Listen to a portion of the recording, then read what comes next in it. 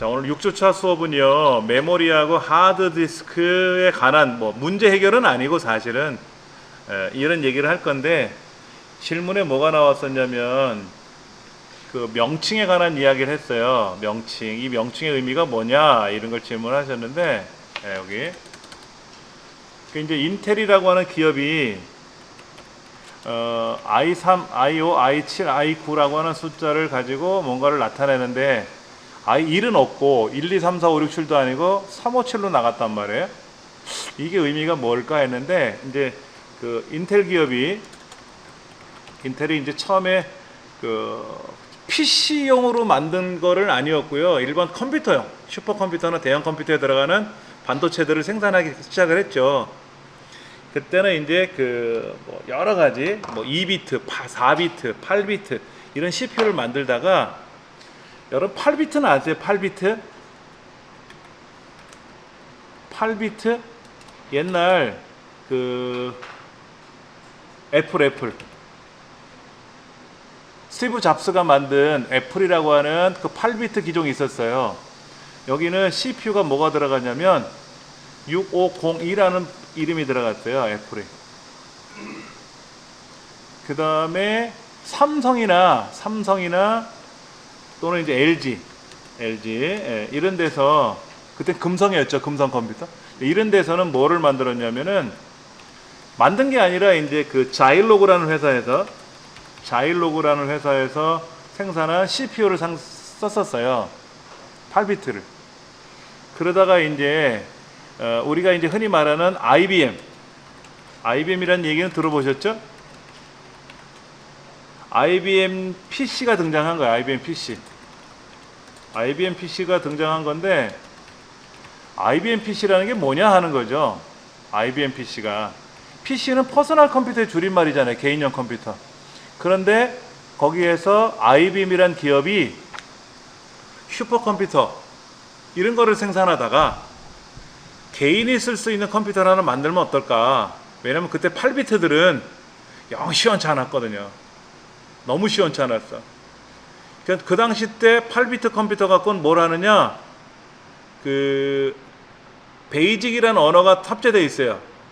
기계를 키면 베이직이 자동으로 나오는 거야.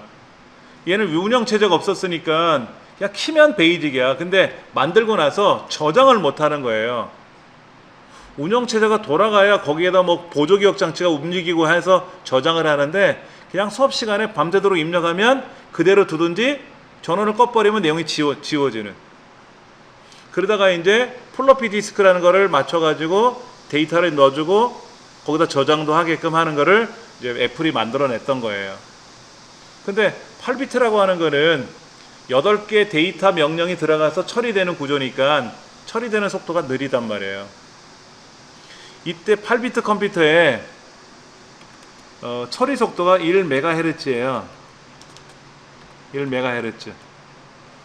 1MHz면 얼마입니까?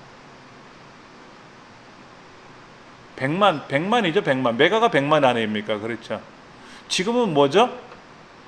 기가헤르츠 아닙니까? 3.6GHz. 그러니까 어떻게 돼요? 메가 다음에 기가가 1000배죠. 메가의 1000배가 기가잖아요. 그러니까 그 당시 때 8비트 컴퓨터에 비해서 지금 컴퓨터는 1000배 이상의 처리 속도가 있다는 뜻이에요. 액면가로 말하면 그렇잖아요. 근데 1메가가 3.6기가로 바뀌니까는 3600배 빨라진 거죠. 지금은. 그리고 이제 IBM이 이제 PC를 만드는데, 슈퍼컴퓨터만 만들던 회사가 이제 개인용 컴퓨터를 만들기 시작했거든요.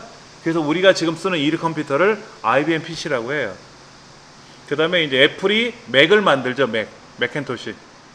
그래서 애플 계열이냐 IBM 계열이냐 이렇게 표현했었어요. 초기에는. 지금은 그냥 PC, 그냥 맥하고 이렇게 구분을 하는데, 이 IBM PC가 등장하는데 이때 이제 비로소 16비트가 등장을 하는 거죠. 그때 이제 인텔이 뭐를 만들었냐면 8086, 그 다음에 8088이라고 하는 CPU를 만들어요. 요것이 이제 16비트고요. 그 다음에 뭐로 바뀌냐면 80286으로 바뀝니다. 근데 이걸 우리는 뭐라고 부르냐면 XT라고 불렀죠. XT. 얘는 AT라고 불렀어요. AT. 얘도 16비트예요. 그러다가 이제 80386을 만들어요. 여기서부터는 그냥 우리가 쉽게 말해서 386이라고 부르고 이게 32비트. 그리고 이제 80486을 만들자. 이건 486이라고 보통 불렀고 얘도 32비트. 32비트. 이렇게 만들기 시작한 거예요. 그 다음에 이제 80586을 만들려고 했는데 이 숫자에 이제 사용을 못하게 먼저 쓰는 기업이 우선권을 갖고 있다라는 대법원 판결에 따라서 80586을 못 쓰고 이제 이름을 바꾼 거죠. 그게 이제 뭐냐면 펜트, O라는 의미의 펜트와 그 다음에 인텔의 기업 I자를 쓰고 광물 소자 UM이라는 광물 소자가 들어간다고 해서 일명 펜티엄이라고 하는 새로운 이름이 합성어가 만들어지기 시작하는 거예요. 여기서부터 이제 우리가 32비트로 가다가 64비트로 이제 전향을 하는 거죠. 처음에 32비트로 갔을 거예요. 그 다음에 이제 이게 펜티엄, 그 다음에 프로 이런 말이 나오고, 그 다음에 이제 뭐 펜티엄 듀얼 이런 말이 나오고, 그 다음에 이제 펜티엄 쿼드라는 말이 나오고 이렇게 이제 등장을 한 거죠. 거기서부터는 이제 62가 아니라 30인데, 그 다음에 이제 64비트로 이제 넘어가기 시작한 거죠. 그러니까 이제 펜티엄이라는 말로 계속 쓰다가 CPU를 좀 어떻게 바꿔야 되지 않겠냐. 그 어느 날 갑자기 i3하고 나왔어요. i3, i5, i7이 나온 거예요. 여기서부터 이제 우리가 1세대라고 부른 거예요. 1세대. 진정한 CPU다 이게. 인텔이 지랄하고 이렇게 만들어낸 거예요. 자기들이 진정한 1세대래. 이제 그 다음에는 뭐로 가냐면 2세대가 이제 나오기 시작한 거지. 그리고 이제 3세대 해서 계속해서 지금 몇 세대까지? 9세대까지 나온 거예요. 9세대까지 나온 거죠. 근데 이제 중간에 8세대에서는 i3, i5, i7, i9도 나온 것 같아요. 이제 9세대에서는 i3, i5, i7 소문자로 쓰더라고요. 인텔의 줄임말 i7, 그 다음에 i9 이렇게 등장한 것 같아요. 8세대부터 i9가 나왔어요. 그 전까지는 계속 i7까지만 나오다가 그러니까 뭐 기아 자동차 같은 경우도 K9, 뭐 K7 이런 거 나오잖아요. 자동차 모델이. 그렇지 않습니까? 삼성 자동차는 어떻게 나와요? SM5 이렇게 나오죠. 삼성 모터 해가지고 SM5, SM7 뭐 이런 거 나오잖아요. SM3도 나왔잖아요. 그렇죠. 그 요즘 보니까 삼성 자동차 중에 QM 시리즈 있대. QM? SM이 아니라 QM. 그러니까 정통은 SM으로 가는 것 같아. 기아 자동차는 K9, 뭐 K7 이런 식으로 이름이 나가는 것 같고. 그 다음에 보편적인 자동차들은 그렇게 나가고요. 뭔가 품위가 있는 자동차 있잖아. 제너시스 뭐 이런 거. 리무진이잖아요. 제너시스가 창세기죠. 영어로 말하면 성경책에 나오는 창세기, 없는 걸 새로 만들었다는 게 제너시스 아닙니까? 그렇게 좀 특별한 자동차들은 고유 명칭을 붙여주는 것 같고, 그렇지 않은 일반적인 자동차 같은 경우에는 그냥 K9, K 이렇게 나가는 것 같고, 인텔도 이렇게 나가는 것 같아요. 그 다음에 뭐로 나갈지 모르겠어요.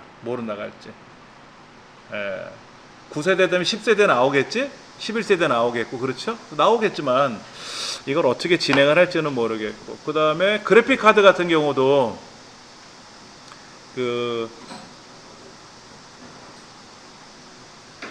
GTX 다음에 이제 RTX 나오잖아요. 그렇죠? 그렇게 이름이 바뀌는 것 같아요. 참 어려운 것 같아요. 이런 말이 참 어려운 것 같아요. 그냥 의미보다는 3보다는 5가 좋고 5보다는 7이 좋고 7보다는 9가 좋다는 얘기지. 숫자가 크면 클수록. 자, 여기에 우리가 이제 그 다나와라는 사이트에 많이 들어간다고 말씀드렸지 않습니까? 제 홈페이지 다나와 링크는 걸어놨으니까 다나와로 와서 보시면 있을 거란 말이에요.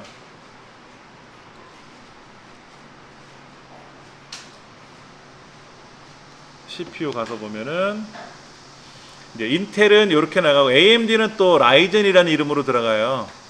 라이젠 시리즈로. 여기는 이제 i7 9세대 이렇게 나가잖아요. 그렇죠? 코어 i7 9세대.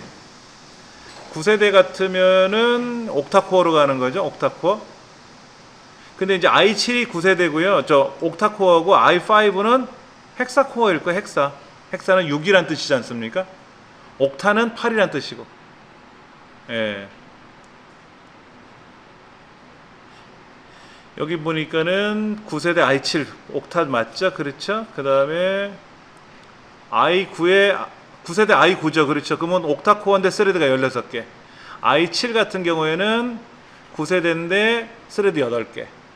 그러니까 9세대 중에 i9가 제일 좋지 현재로는. 9900 얘가 제일 좋은 거지. 이런 걸 쓰면 좋지. 예. 요거는 이제 쿼드코어잖아요. 9세대인데 i3은. 여러분 i3 쓰시면 안 돼요. 뭔가 일을 못해. 최신 거를 샀는데 T코 최신형이야 이런 거잖아. T코 최신형. 그럼 안 되지. 뭔가 좀 중후하고 가격 차이가 예를 들어서 이건 38만 원이고 이건 9세대 i7이죠. 이건 i3인데 10만 원밖에 안 하잖아요. 그렇죠? 벌써 얼마 차이가 납니까? 30만 원 차이가 나는데 여러분 30만 원 아깝다고 생각하지 마세요. 과거에는 저도 30만 원 때문에 벌벌 떨었는데 이게 한 달만 쓰고 버리는 게 아니잖아요. 쉽게 말해서 4, 5년 쓸 거 아닙니까? 4, 5년을 30만 원 더 투자하면 어떻게 됩니까? 신바람 나게 다니는 거예요, 컴퓨터로. 그러니까 T코 살 거를 그랜저 사자고. 그랜저 살 거 리무진 좋은 거 사자고. 30만 원만 더 내면 좋은 거 쓸 수 있잖아요. 그렇죠? 그러면 뭐든지 다 잘 되는 거야. 그래픽 작업 잘 되지, 영상 편집 잘 되지, 다 잘 되는 거죠. 예. 8세대는 i7이 헥사예요. 9세대는 i7이 옥타였는데. 예. 여기 9세대 i5 예, 헥사코어. 라이젠 같은 경우는요. 라이젠 같은 경우는 가격이 저렴한 대신에 CPU 처리 능력이 굉장히 좋습니다. 근데 그런 거예요. 쉽게 말해서 삼성 냉장고 살 거냐 대우 냉장고 살 거냐. 대우가 나쁜 거 아니잖아요. 근데 삼성이라는 브랜드 이미지가 있잖아. 그러니까 삼성 거를 많이 선호하더라고요. 선풍기도 신일 선풍기 살 거냐 아니면 삼성 선풍기 살 거냐. 신일이 전통이 있고 좋아요. 근데 안 이뻐. 삼성이 예쁘더라고. 에어컨도 이쁘고 잘 나오더라고. 그런 거야. 성능은 다 똑같아. 아니 더 좋을 수 있어. 오랜 기업 해왔으니까. 그렇죠? 근데 이제 지명도라는 게 있고 명성이라는 게 있잖아요. 그것 때문에 인텔이 비싸요. 만약 이 강의실을 꾸리겠다라고 하면 저는 인텔 안 살 것 같아요. 인텔 거를 사는 것보다는 AMD를 사게 되면 한 20만 원 이상 절감이 되거든요. 그러면 얼마나 그 시설을 20만 원을 다른 데 투자할 수 있잖아. 예를 들어서 뭐 그래픽 카드를 하나 더 탑재할 수도 있는 거고. 그러면 컴퓨터가 그냥 빵빵해지는 거지. 예. 저 서울대학교 그 컴퓨터 실습실을 한번 영상에서 본 적이 있어요. 모니터가 두 개야. 이게 한 사람 책상이야. 2인용 책상이 아니라 1인용 책상인데 모니터가 두 개로 딱 돼 있어요. 그게 한 사람씩 거기 앉아서 실습하나 봐. 부럽지 않아요? 따닥따닥 붙어가지고 하는 게 아니라 널널하게. 예. 그렇게 돼 있더라고. 그렇게 꾸며보고 싶지. 만약에 제가 돈이 좀 많이 생기려면 방법은 두 가지밖에 없어요. 로또에 당첨되든지 도둑질을 하든지 둘 중에 하나인데 제 강사료 갖고는 돈이 많이 벌리지는 않으니까. 그러면 제 이름을 딴 강의실 하나 만들고 싶어요. 이정민 훈장 강의실 이렇게. 그러니까 거기다가 빵빵한 컴퓨터를 세팅해가지고 전문 교육을 좀 하고 싶어. 그래서 그 강의실에서 공부하기를 원하게끔 막 그렇게. 예. 그럼 제가 거기서 강의도 하고 좋잖아요. 그렇죠. 또 실력 있는 선생님들 모셔가지고 수업할 수 있게끔 그렇게 꾸며보고 싶은데 그건 제 욕심인 것 같고. 예. 자, 그러면 이제 본격적인 내용을 한번 좀 보죠. 메모리는 뭐라 그랬어요? 메모리.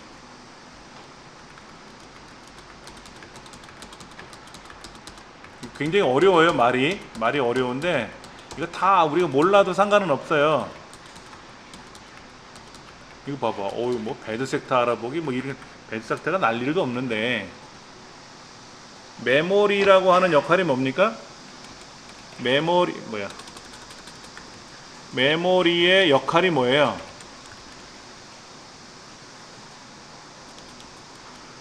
모든 명령은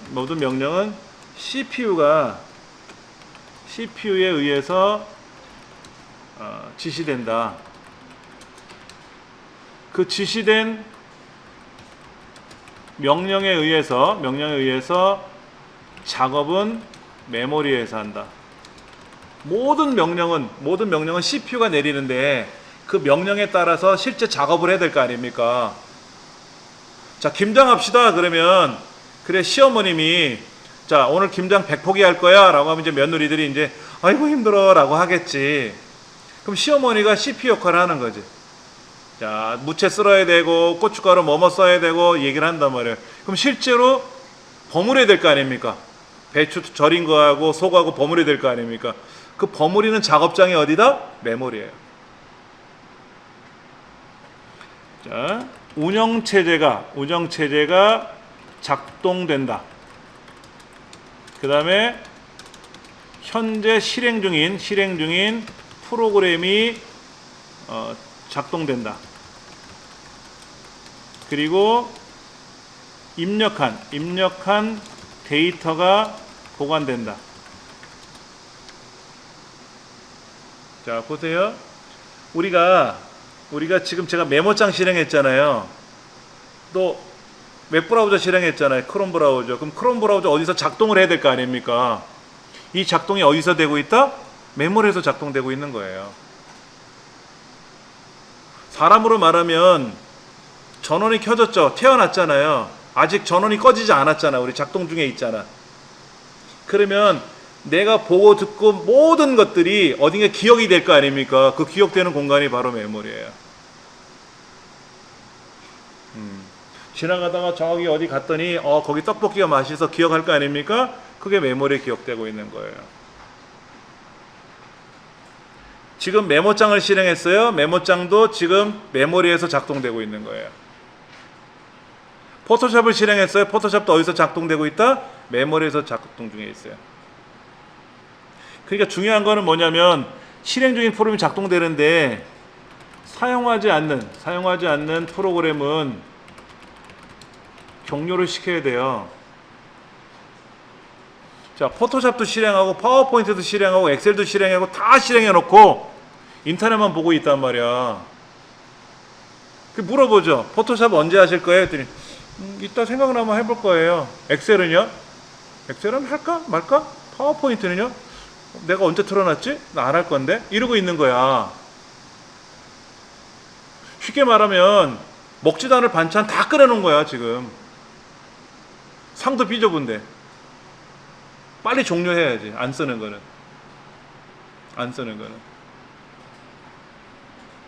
왜냐면 메모리는요 한정돼 있죠. 메모리는 한정돼 있잖아요. 우리 강의실 4GB예요. 이 4GB 안에서 모든 작업이 이루어져야 되는데 메모리가 한정돼 있다 보니까 사용하지 않는 프로그램들은 닫아야 돼요. 그 다음에 지금 제가 여기다 글을 쓰고 있잖아요. 입력된 데이터가 보관되고 있는 거예요. 그런데 전원이 오프되면 어떻게 될까요? 내용이 사라지죠. 전원이 꺼지면 내용이 지워지잖아요. 뭐가 지워질까? 지금 글 쓴 거 지워지죠? 메모장 실행해 놓은 거 지워지죠? 인터넷 실행해 놓은 거 사라지죠? 사라질 거 아닙니까? 근데 얘는 다시 불러오면 되는데 다나와 사이트에 들어가서 클릭해보면 나오잖아요. 그대로 제 홈페이지 들어가서 클릭해보면 나오잖아요. 근데 이 글은 어디 있어? 이거 지워지면 못 찾잖아요. 그래서 어떻게 됩니까? 그래서 저장을 해야죠. 자, 파일에 가서 우리가 저장 명령을 걸어서 어디에 저장하는 겁니까? 그래서 어디에다가? 보조 기억 장치에 저장을 해야 하는 거죠. USB 메모리에 또는 여기 C 드라이브, D 드라이브에 바탕화면에 저장하지 않습니까? 그렇죠? 정확히 알고 계셔야 돼요. 그럼 저장 명령은 입력하는 거예요? 출력하는 거예요? 자, 이거는 뭐냐면 메모리의 내용이 보조 기억 장치에 보관되는 거죠. 그렇죠? 그럼 이게 입력입니까? 출력입니까? 출력이에요. 저장한다 그러면 입력한다 그러는 건데 저장이 입력이 아니라 주기억 장치 입장에서는 보조 기억 장치로 나갔잖아요. 그렇죠? 주기억 장치가 우선입니까? 보조 기억 장치가 우선입니까? 메모리를 다른 말로 주기억 장치라고 하니까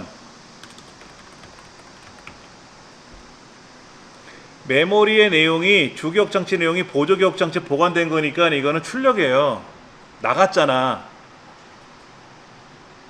그렇죠? 내 머릿속에 있는 내용을 어디다 적었잖아. 이렇게 메모장에다가 공책에다 적어놨잖아. 왜? 까먹을까봐. 컴퓨터는 전원이 꺼지면 내용이 지워지니까 보조기억 장치는 내용을 전원이 꺼져도 내용은 살아있잖아요. 그렇죠? 그래서 이렇게 하는 거죠.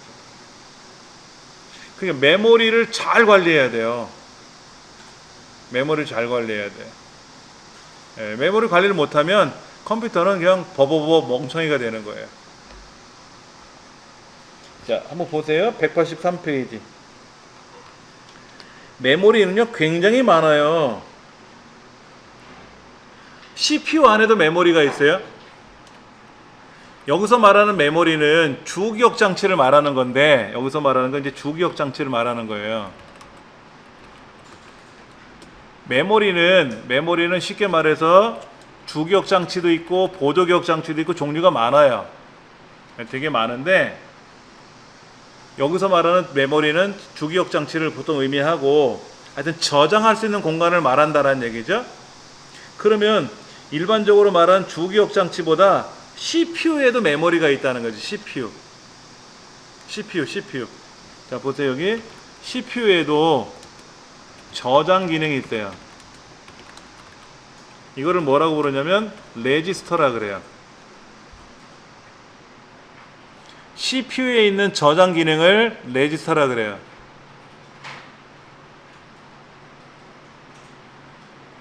왜냐면 CPU가 뭔가 계산을 하잖아요. 더하기 빼기 곱하기 나를 막 계산할 거 아닙니까? 그러면 저장된 결과를, 그 계산된 결과를 어디에다가 기억장치, 메모리에다 전달하거든요. 너 좀 기억하고 있어 라고 이렇게. 그런데 그렇게 기억시켰다가 다시 가져오는 것보다는 그때그때 CPU 자체 기억을 해놨다가 또 계산에 써먹어야죠.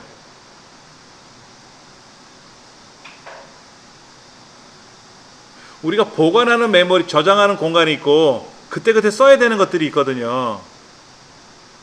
이 레지스터가 가장 빨라요. CPU에 있는 저장 장치니까 가장 빠른 거죠. 이건 누구도 못 따라와. 근데 이 CPU가 누구한테, 주기억 장치한테 명령을 건다 그랬잖아요. 기억해라, 이렇게 작업 좀 해라 하고 모든 지시에 따라서 실제 버무리고 작업하는 공터가 일터가 메모리가 되는 거죠. 근데 CPU가 너무 빠르다 보니까 메모리가 그때그때 받아들이지 못한다 그랬지 않습니까? 그래서 뭐가 필요한 거예요? 캐시 메모리라는 걸 사용하는 거죠. 캐시 메모리. 캐시 메모리는 뭐 한다? CPU와 주기억 장치, 다시 말해서 이제 메모리라고 하는데, 예? 속도 차이를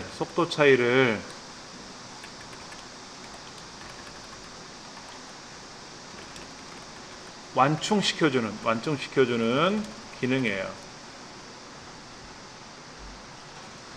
캐시 메모리 역할이 CPU가 빠르고 주기억 장치 메모리가 느리다 보니까 그 속도 차이를 해결을 못 하잖아요. 그래서 그 사이에 캐시 메모리라는 게 있는 거죠. 근데 캐시 메모리는 SRAM이라는 거를 써요. SRAM 반도체를 써요. SRAM을 활용하는 겁니다. SRAM을 활용하는 거고요. SRAM은 정적 메모리라 그래요. 일반적으로 우리가 말하는 일반적인 물리적인 램이라고 하는 건데, 램 영어로는 이제 RAM이라고 하죠. 그렇죠? 이게 뭐냐면 D램이에요. D램. 다른 말은 동적 메모리라고 그러지. 동적 메모리. 이게 이제 우리가 흔히 말하는 주기억 장치가 되는 거예요. 근데 이 물리적 램, D램은 뭐가 단점이 있냐면 한번 기억하다 까먹어. 돌아서면 까먹어. 얼마나 빨리 까먹냐면요, 1000분의 1초가 되기 전에 까먹는데요. 1000분의 1초가 되기 전에. 우린 그래도 그날 강의 들었던 건 기억하잖아. 수업 끝나고 나갈 때 까먹는다고 하지만, 얘는 1000분의 1초가 되기 전에 까먹으니까 어떻게 될까? 1000분의 1초가 되기 전에, 까먹기 전에 또 기억을 해야지. 계속 기억을 하고 있는 거야. 근데 정적 메모리는요, 한 번 기억하면 그걸 끝이야. 한 번 기억하면 그걸 끝이라고. 전원이 꺼질 때까지 한 번만 기억하면 평생 가는 거야. 그럼 이제 그런 얘기를 할 수 있죠. 아니, 그렇다면 컴퓨터에 사용하는 메모리를 정적 메모리, SRAM으로 쓰면 되지 않습니까? 그럼 CPU만큼 빠른 거를 쓰면 얼마나 좋겠습니까? 이거잖아요. D램 쓰지 말고 SRAM 쓰면 될 거 아니냐. 근데 이 SRAM이 어마어마하게 비싸요. 가격이 비싸요. 이거 고가예요, 고가. 그리고 집적도가 낮아요. 다른 말로 부피가 크다야. 근데 동적 메모리는 가격이 저가예요. 저가. 그리고 집적도가 높다라고 하죠. 다른 말로 작다야, 작다. 부피가 작다. 집적. 모아서 쌓아놨다는 얘기죠. 우리가 말하는 반도체는요, IC 회로라 그래. IC 인터그레이션 서큐트라고 해서 모아서 쌓아놨다. 반도체는 집적 회로라고 하거든요. 여러 개를 아파트처럼 여러 개 쌓아서 큰 단지처럼 만드는 거예요.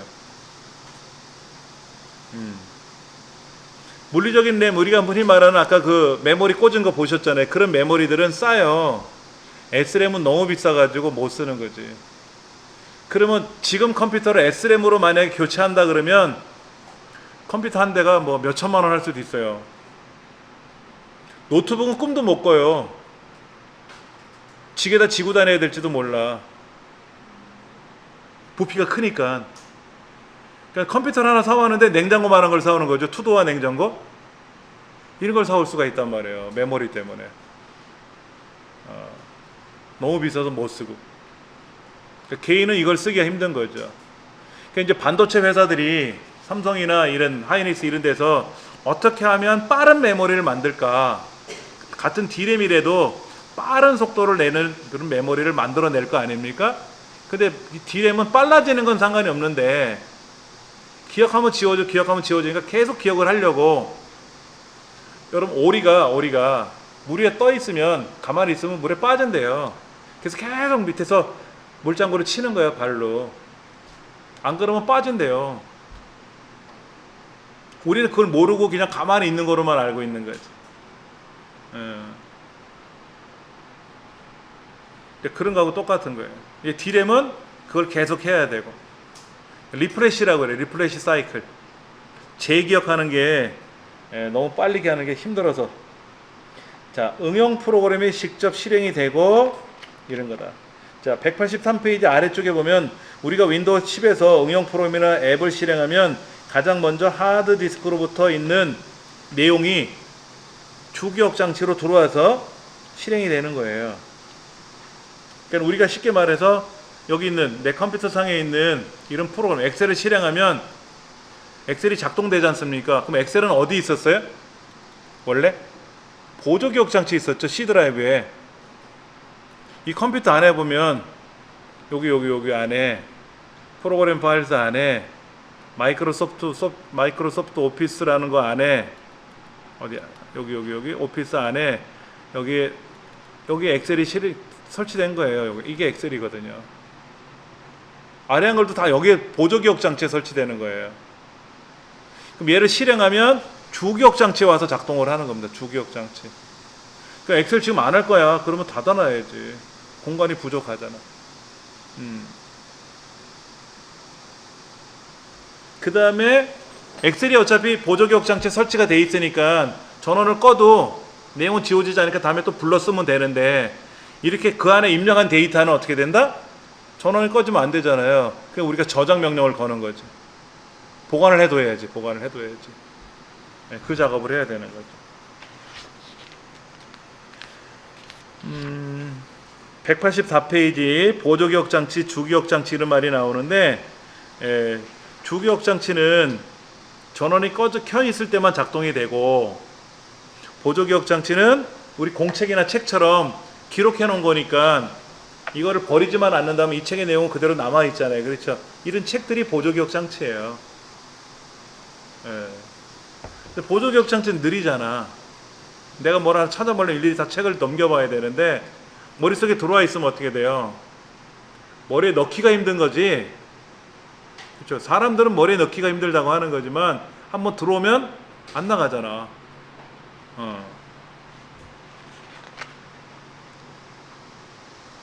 자, 185페이지 보니까 그렇게 나가요. CPU, 캐시, 램, 그 다음에 가상 메모리, 그 다음에 실제 이제 디스크 기억 장치 이런 거. 예.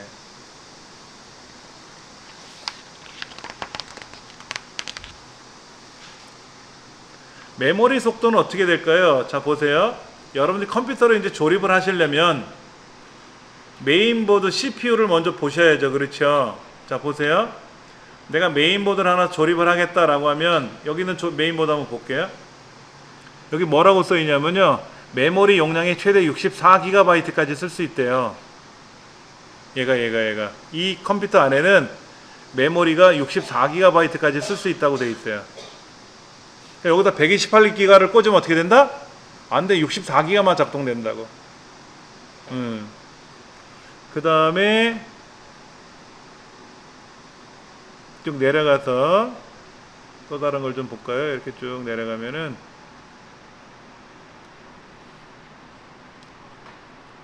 메모리 슬롯이 4개라고 돼 있어요. 메모리 꽂는 데가 4개로 돼 있어요. 2개짜리가 아니라 4개짜리래요. 그러면 64GB 같으면 어떻게 되죠? 16GB짜리 4개를 꽂으면 64GB가 되죠. 근데 16GB짜리 4개를 꽂으려면 돈이 많이 들어가잖아. 그러니까 8GB짜리 2개만 꽂아도 16GB니까 충분하잖아요. 우리 업무 처리할 때. 8GB 이상이면 되니까 요즘 8GB 꽂지 마세요. 이제는 8GB짜리 2개 꽂으면 16GB잖아. 그 다음에 중고로 팔기도 수월하지. 자, 최대 64GB고요. 그렇죠? 네, 이렇게 돼 있어요. 근데 속도가 어디까지 지원되는지는 얘기가 안 나오나? 속도.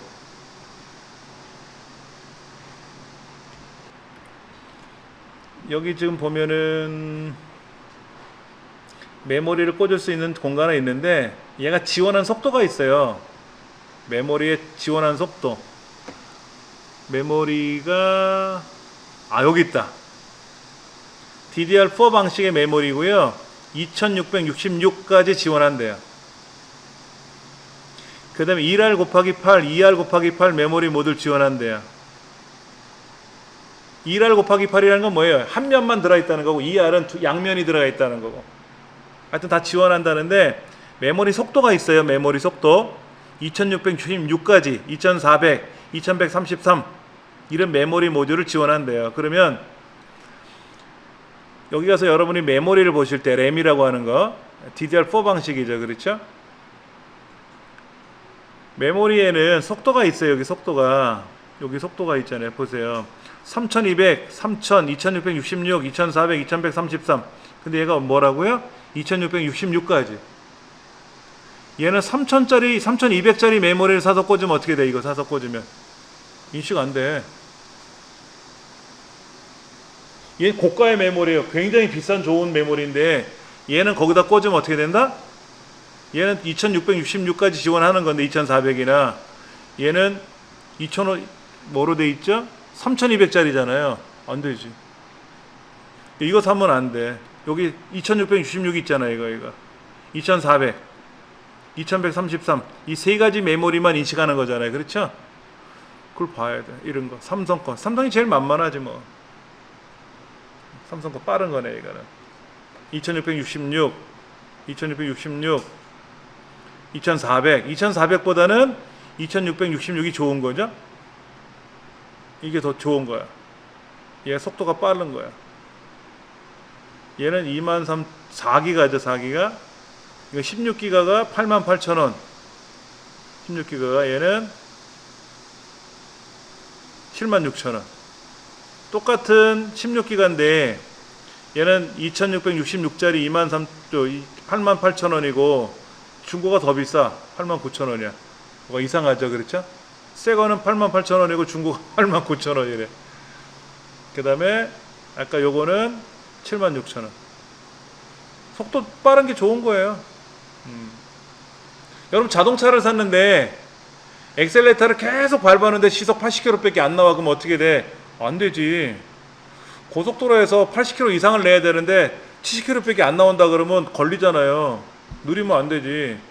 너무 빨라도 의미가 없겠지만은 속도를 맞춰야 되거든. 속도. 메인보드가 지원하는 최대 속도를 고려해서 메모리를 구매해야 한다. 이거예요. 메인보드가 어디까지 지원하는지를 알아야 돼. 그러면 그 속도를 맞춰서 사야지. 무조건 좋은 거 비싼 거 사려면, 아까 그 비싼 거 있었죠? 얘를 사려면 메인보드 자체를 다시 골라야지. 그렇죠. 티코 사가지고 막 12명이 들어가려고 그러면 어떻게 돼요? 들어가 숨 못 쉬든지 들어가지도 못하지. 걸리잖아 또. 티코는 저가 제일 작았었어요. 5명이 탔었는데요. 티코를 탄 적이 있어요. 근데 제가 제일 왜소하더라고. 그 5명 중에서. 야, 운전하는 사람이 그런 얘기를 해요. 티코가 이렇게 안 나가는 거 처음 봤대. 5명이 타니까는요, 타이어가 이렇게 쭉 내려가서 도로하고 맞닿을 뻔했다 이런 얘기를 웃으면서 얘기를 하시더라고요. 안 되지. 승합차 같으면 어떻게 될까? 버스 같으면 많이 타도 되잖아요. 그렇죠? 그렇게. 메모리에서 말하는 용량은 사람으로 버스 차로 말하면 몇 인승이냐 하는 얘기를 하는 거고, 속도는 그 차가 몇 킬로까지, 시속 몇 킬로까지 속력을 내는지 확인을 해야 되거든요. 근데 보편적으로 우리는 차는 다 빠르다고 생각하는 거지. 속도는 생각 안 하고 2사람 탈 건지 4명 탈 건지 6명 탈 건지 뭐 15인승 승합차를 살 건지 버스를 살 건지 이것만 생각하잖아요. 메모리도 그렇게 얘기를 하더라고요. 메모리도 용량을 따지더라고. 용량만. 아니야, 속도도 중요한 거야. 느린 거 사면 뭐 할 거냐고. 용량만큼 뭐 할 거야. 용량 많고 느린 게 뭐야? 그 경운기 아닙니까? 경운기 많이 싫잖아요. 느리잖아. 안 되지. 경주용 차량은 또 어때요? 빠른데 또 용량이 작잖아. 덤프트럭은 어때요? 빠르고 용량 크죠? 튼튼하잖아요. 그러니까 컴퓨터는 덤프트럭 같은 걸 사야 돼. 튼튼한 거. 예. 그 다음에 메모리는요, 메모리 개수는 짝수로 구매하는 것이 좋다. 아니, 홀수도 있어요, 사실은. 근데 보편적으로 이거죠. 16GB 한 개보다는 8GB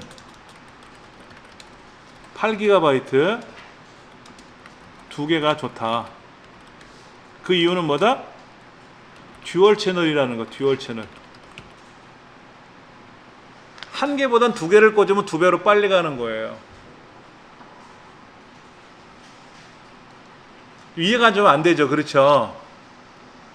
아니 8인승 버스를 8인승 버스 저기 승합차를 사서 타는 게 낫지 4인승 두 개를 사는 게 좋냐 이거야. 4인승 두 개 사면 비싸잖아요. 차가 두 대니까. 그러니까 예전에는 16개를 싣고 가는 것보다 그게 좋았는데 이제는 8개짜리 두 개를 나눠서 싣고 가자 이거지. 8개짜리 8개짜리 두 개를 꽂으면. 그러니까 메인보드에 메모리 슬롯이 두 개로 되어 있으면 두 개를 꽂아야 되고 메모리 슬롯이 네 개로 되어 있으면 두 개나 네 개를 꽂는 거예요. 자, 메인보드에 메모리 슬롯이라고 해서 메모리 꽂는 자리가 있죠, 그렇죠? 메모리를 꽂는 자리가 있는데 이 슬롯이 2개, 4개, 6개, 8개. 이때 2개나 4개나 4개인 경우에는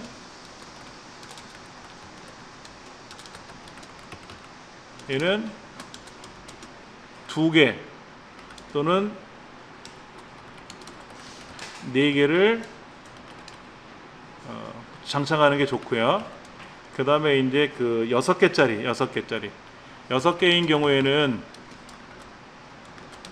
2개를 장착하면 2배. 그러니까 2개 또는 4개를 꽂으면 4개를 장착하면은 2배. 그 다음에 3개 또는 6개를 장착하면 3배 빨라지고.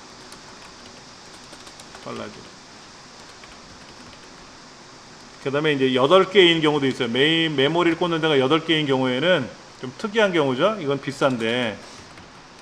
이때 이제 4개 또는 8개를 장착하면 4배 빨라지는 거죠. 그러니까 메모리 꽂는 데가 16개짜리도 있어요. 뭐 24개짜리도 있고요. 그러니까 서버들은 메모리 꽂는 데가 되게 많아요. 그럼 그냥 사서 꽂으면 빨라지는 거야. 용량이 늘어나는 거예요. 근데 개인 컴퓨터는 메모리 꽂는 데가 보통 2개나 4개밖에 없어요. 예전에는 1개, 2개, 3개, 4개 이렇게 꽂는 게 그렇게 꽂았었는데 지금은 1개, 2개, 4개 이런 식으로. 만약에 3개 꽂으면 어떻게 돼? 4기가짜리 3개 꽂으면 12기가죠. 그렇잖아요. 그것보다는 2개, 4개 꽂는 게 낫다고. 속도 차이가 어떻게 날지 몰라요. 메모리 꽂는 데가 4군데인데 그 중에 3개를 꽂았다 그러면 이 속도가 2개씩을 꽂으면 2개나 4개 꽂으면 속도가 2배로 가는데 3개를 꽂으면 안 맞죠, 밸런스가. 그러면 전체가 느려질 수 있단 말이에요. 그건 확인해 봐야 돼요. 자, 보세요. 여기 메인보드를 우리가 고를 때 한번 보세요. 메인보드를 고를 때 여기 메모리를 꽂는 메모리 슬롯이 여기 있네. 2개냐 4개냐 되는데 5개 이상짜리도 있단 말이에요. 5개 이상짜리. 5개 이상짜리를 골라보면은 얘는 메모리가 몇 개라고 되어 있는겨? 안 보이네. 자, 이거 보세요. 이거. 검었고 파란 그게 메모리 꽂는 데인데 하나, 둘, 셋, 6개, 12개네 얘는. 메모리 꽂는 게 최대 1.5테라까지 지원한대. 메모리를 1.5테라까지 지원한대. 되게 특이하게 생겼죠? 메인보드가. 그림이 이렇게 생겼어요. 이렇게. 여기 CPU 꽂는 자리고요. 메모리 꽂는 자리가 파란색 3개, 검정색 3개니까 여기 6개, 여기 6개, 12개예요. 그리고 그래픽 카드 꽂는 자리가 이쪽에 2개가 있죠? 예. 특이하게 생겼어요. CPU는 하나 들어가는 자리인데 CPU도 소켓이 아까 보니까는 3600 얼마? 3647이래요. 일반 CPU가 아니에요. 좀 특이한 CPU 들어갈 겁니다. 이건 구하기도 어렵고 구해놔도 어려워. 이거는 뒷면은 단순하죠. 오디오 단자도 없어. 오디오 단자도 없잖아요. 인터넷 단자는 3개나 있어. 인터넷 단자는 3개나 있어. 그 뭐 개인이 쓰는 그게 아니라 서버용일 것 같아. 서버. 예. 뭐 이렇게 돼 있어요. 요런 것도 있지만 우리가 개인이 쓰는 것 중에는 요런 것도 있어요. 요런 거. 최대 128기가까지 지원. 얘는 1테라까지 지원된대. 1테라면 어떻게 돼요? 128기가 2배, 512, 256, 512 다음에 1테라인데, 와, 개인용 컴퓨터인데 CPU가 3647이라는 소켓이에요. 자, 여기가 CPU 꽂는 자리고요. 메모리 슬롯이 하나, 둘, 셋, 넷, 8군데. 그래픽 카드 꽂는 자리가 3개.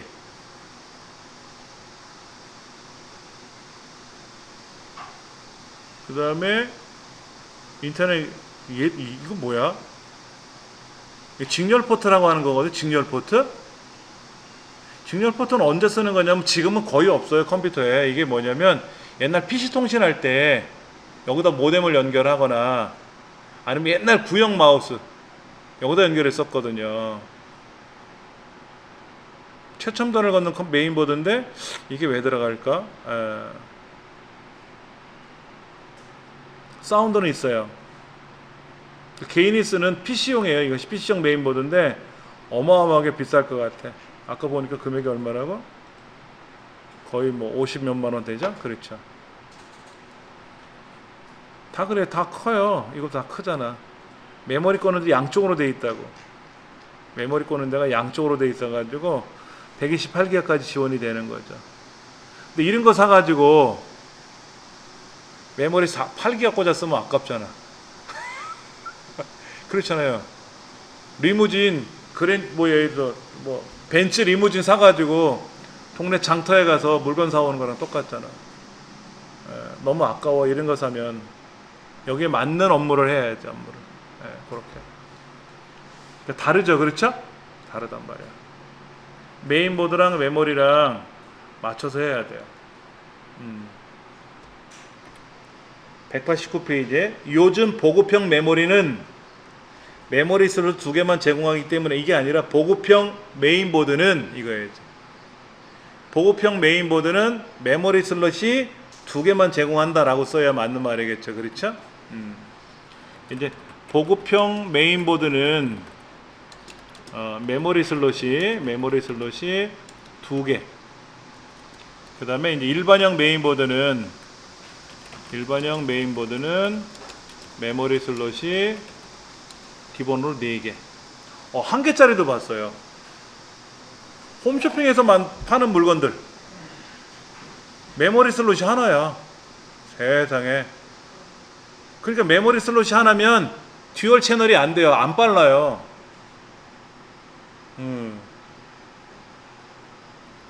얼마나 화가 나는지. 컴퓨터가 안 된다고 가져오셨는데 아무리 찾아봐도 제조회사에서 없어요. 그 메인보드에 맞는 뭔가를 검색을 해야 드라이버를 찾아야 되는데 없더라고. 그래서 인터넷상에 이래저래 검색을 해보니까 어느 홈쇼핑에서 특가로 팔았던 모델이래. 화려해요. 굉장히 예쁘더라고, 케이스는. 근데 그래픽카드 꽂는 자리도 없어요. 그냥 딱 메인보드 그거만 써라 이거야. 더 이상은 뭔가 확장이 안 되는 거야. 그러니까 그렇게 싸게 만들어서 싼 걸 판 거지, 싼 걸. 그런 이제 좀 안 좋은 경우도 있더라고요. 근데 이제 업그레이드 하려면 어떻게 됩니까? 기존의 메모리를 분리해서 메모리 전문점에 가서 구매를 해야 되겠죠. 그렇죠? 이게 제일 좋아요. 기존의 메모리를 분리해서 이 메모리와 같은 걸 주세요 라고 해줘야지. 아니면 어떻게 된다? DDR 방식, DDR 방식 확인해야 되고요. DDR3 방식인지 DDR2 방식인지, 그 다음에 메모리 속도 확인해야 돼요. 용량은 나중 문제고, 4기가짜리 꽂혀 있는데 얘를 8기가로 바꾸려고 그래. 그러면 그냥 8기가짜리 주세요. 그러면 안 된단 말이에요. 거기서 물어봐요. DDR3입니까? DDR4입니까? DDR2입니까? 그럼 DDR3입니다. 그럼 메모리 속도가 어떻게 됩니까? 물어봐요. 모르는데요? 그러면 못 팔아, 그 사람들. 아까 우리 메인보드 볼 때 여기 아까 메모리 있었잖아요. 그렇죠? 왼쪽에 메모리를 다시 한번 가볼게요. 메모리, 램. 그러면 여기에 이건 16기가고요. DDR4 방식이라고 돼 있죠? 이건 PC4가 DDR4라는 방식입니다. 25600이잖아요. 25600인지 3200MHz인지 이걸 알아야 된다고. 가서 삼성 거 볼게요. DDR4 방식의 8기가고요. 21300이잖아요. 2666MHz짜리고요. 이걸 알고 사셔야 된다고. 제가 사용하는 지금 쓰고 있는 데스크탑은 DDR2 방식이에요. DDR2 방식이라서 2기가만 지원합니다. 걔는 뭐 빠르고 느린 게 없어요. 오히려 중고가 요즘 거보다 비쌀 거예요. 옛날 거니까. 그러니까 중고에 사시는 것보다는 시중 사시는 게 싸요. 이런 것들이 더 빠르고. 그러니까 요런 걸 정확히 알고 요런 거로 주세요라고 해야지. 하나는 4기가, 하나는 8기가, 그럼 12기가 되죠? 상관없어요. 맞으면 돼요, 그만. 요 속도가 맞으면 된다고. 하나 21300이고 하나는 다른 거야. 속도 차이가 다른 거. 이걸 꽂으면 느린 거로 가는 거예요. 똑같은 속도로 두 개를 꽂아야 돼.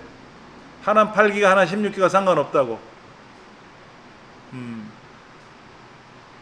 그걸 보고 사셔야 되는 거죠.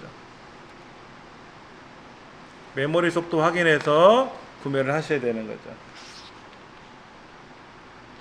자, 191페이지 보시면은 DDR은 DDR1이라고 표현하지 않고 DDR이라고 했었어요. 예, DDR2, 3, 4 나온 거죠. 그래서 DDR2보다는 DDR3보다는 DDR4가 더 빨라요.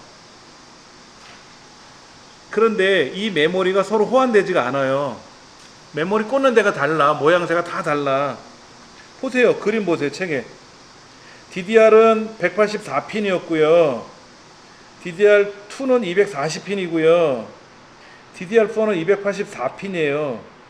그리고 3나 2는 240핀인데 홈이 다르잖아. 홈의 위치가 안 맞아요. 꽂아도 들어가지도 않아.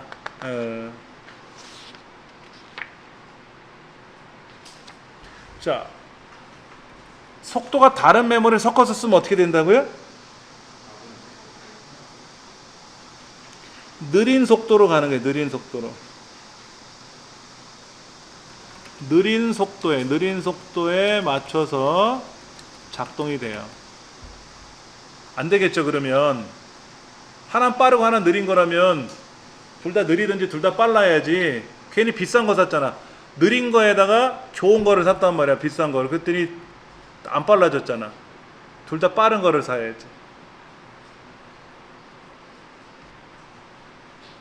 예. 그 다음에 같은 속도 메모리라면 제조회사가 다를지라도 한선 삼성 거 사고 하나는 다른 걸 샀어. 상관이 없어요. 근데 보통 우리가 용산에 나가면 다 삼성 거 쓰죠. 삼성 거 씁니다. 메모리는요, 단품으로 포장되어 있지 않아요. 보편적으로. 여러분 박스 제품이라고 들어보셨어요? 박스 제품? 자, 알려드릴게요.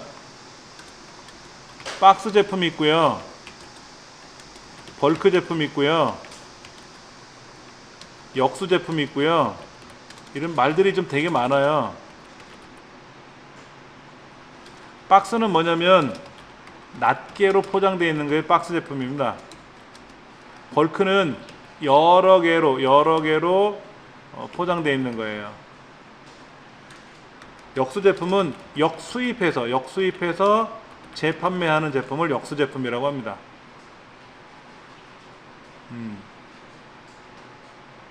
여러분 라면 사실 때 어떻게 사요? 라면 박스를 딱 개봉하면 거기에 낱개씩 하나씩 포장되어 있죠. 라면 하나 뜯으면 라면 하나 들어있고 스프 들어있잖아요. 근데 벌크도 있잖아요. 봉지 뜯으면 5개씩 들어있는 거, 이런 거. 그게 싸잖아. 맛은 어떤지 모르겠는데 그렇게 해서 벌크 제품을 사서 식당에서 운영하시는 분 많아요. 그 다음에 이 마우스 같은 경우도 큰 박스를 열면 거기에 스티로폼에 이렇게 하나씩 꽂혀 있어요. 봉지에 쌓여가지고. 그럼 하나씩 사서 쓰는 사람도 있어요. 대신에 요즘은 다 박스 안에 포장돼서 팔리겠죠. 그렇죠? 근데 이제 이 메모리는 낱개별로 포장되어 있는 박스 제품은 거의 없어요. 있기는 있는데 거의 없고, 대부분은 그 플라스틱 박스를 딱 열면 거기에 수십 개 꽂혀 있어요. 그 중에 하나씩 빼서 판매하는 겁니다. 거기서 박스 제품 주세요 그러면 박스 어차피 뜯어서 쓸 거 아닙니까? 비싸기만 하지, 포장비만.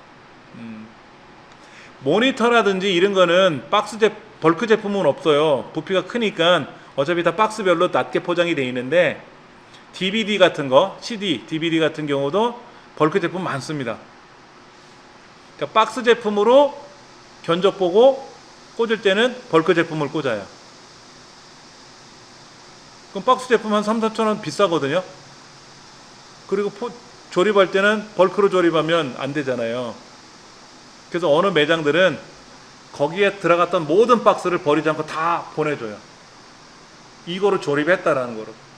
낱개 하나하나 다. 역수는요, DVD 같은 경우, CD-ROM 드라이브 같은 경우는 역수입해서 재판매를 하더라고요. 근데 단점이 뭐냐면, 국내에서 우리 흔히 말하는 AS, 이게 불가해요.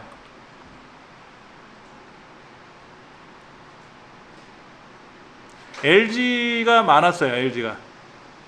제가 쓰던 DVD도 역수 제품이었나 봐요. 몰랐는지 알았는데 까먹은 건지 몰라도 제가 뭔가를 사용하다 고장이 나가지고 DVD만 뜯어가지고 LG 서비스 센터에 가져갔더니 거기서 서비스하는 기사님이 이거 역수네요. 그래서 예 알아요. 그랬더니 역수예요? 이러긴 뭐하니까 알고 있어요 라고 했더니, 수리비가 들어갈 것 같아요 라고 하더라고요. 그랬더니 부르더니 처음 오셨으니까 그냥 드릴게요 그러더라고요. 다음에는 돈 내야 되나요? 상황에 따라 돈 내실 수도 있어요. 근데 뭐 안에 뭐를 이렇게 좀 부서졌다 그러면 교체하는 거니까 돈을 내지만, 뭐 뜯어가지고 조립하고 다시 이물질 제거 이런 거는 돈 안 받아요. 근데 이제 보통 사람들은 이제 컴퓨터 자체를 가져가야지, 조립 제품을. TVD는 LG 거니까. 저는 아니까 이제 뜯어서 DVD만 들고 갔는데, 조립 제품들도 다 AS를 받죠. 조립을 할 때 여러분 모니터는 삼성 거 쓴다 그러면 삼성에서 서비스 받으면 되고, 그렇죠? CPU는 인텔 거니까 인텔 서비스 센터에서 받으면 되고, 메모리 삼성 거니까 삼성에서 서비스 받으면 되잖아요. 굳이 꼭 삼성 전 제품을 완제품을 사야 되는 건 아니란 말이야. 예.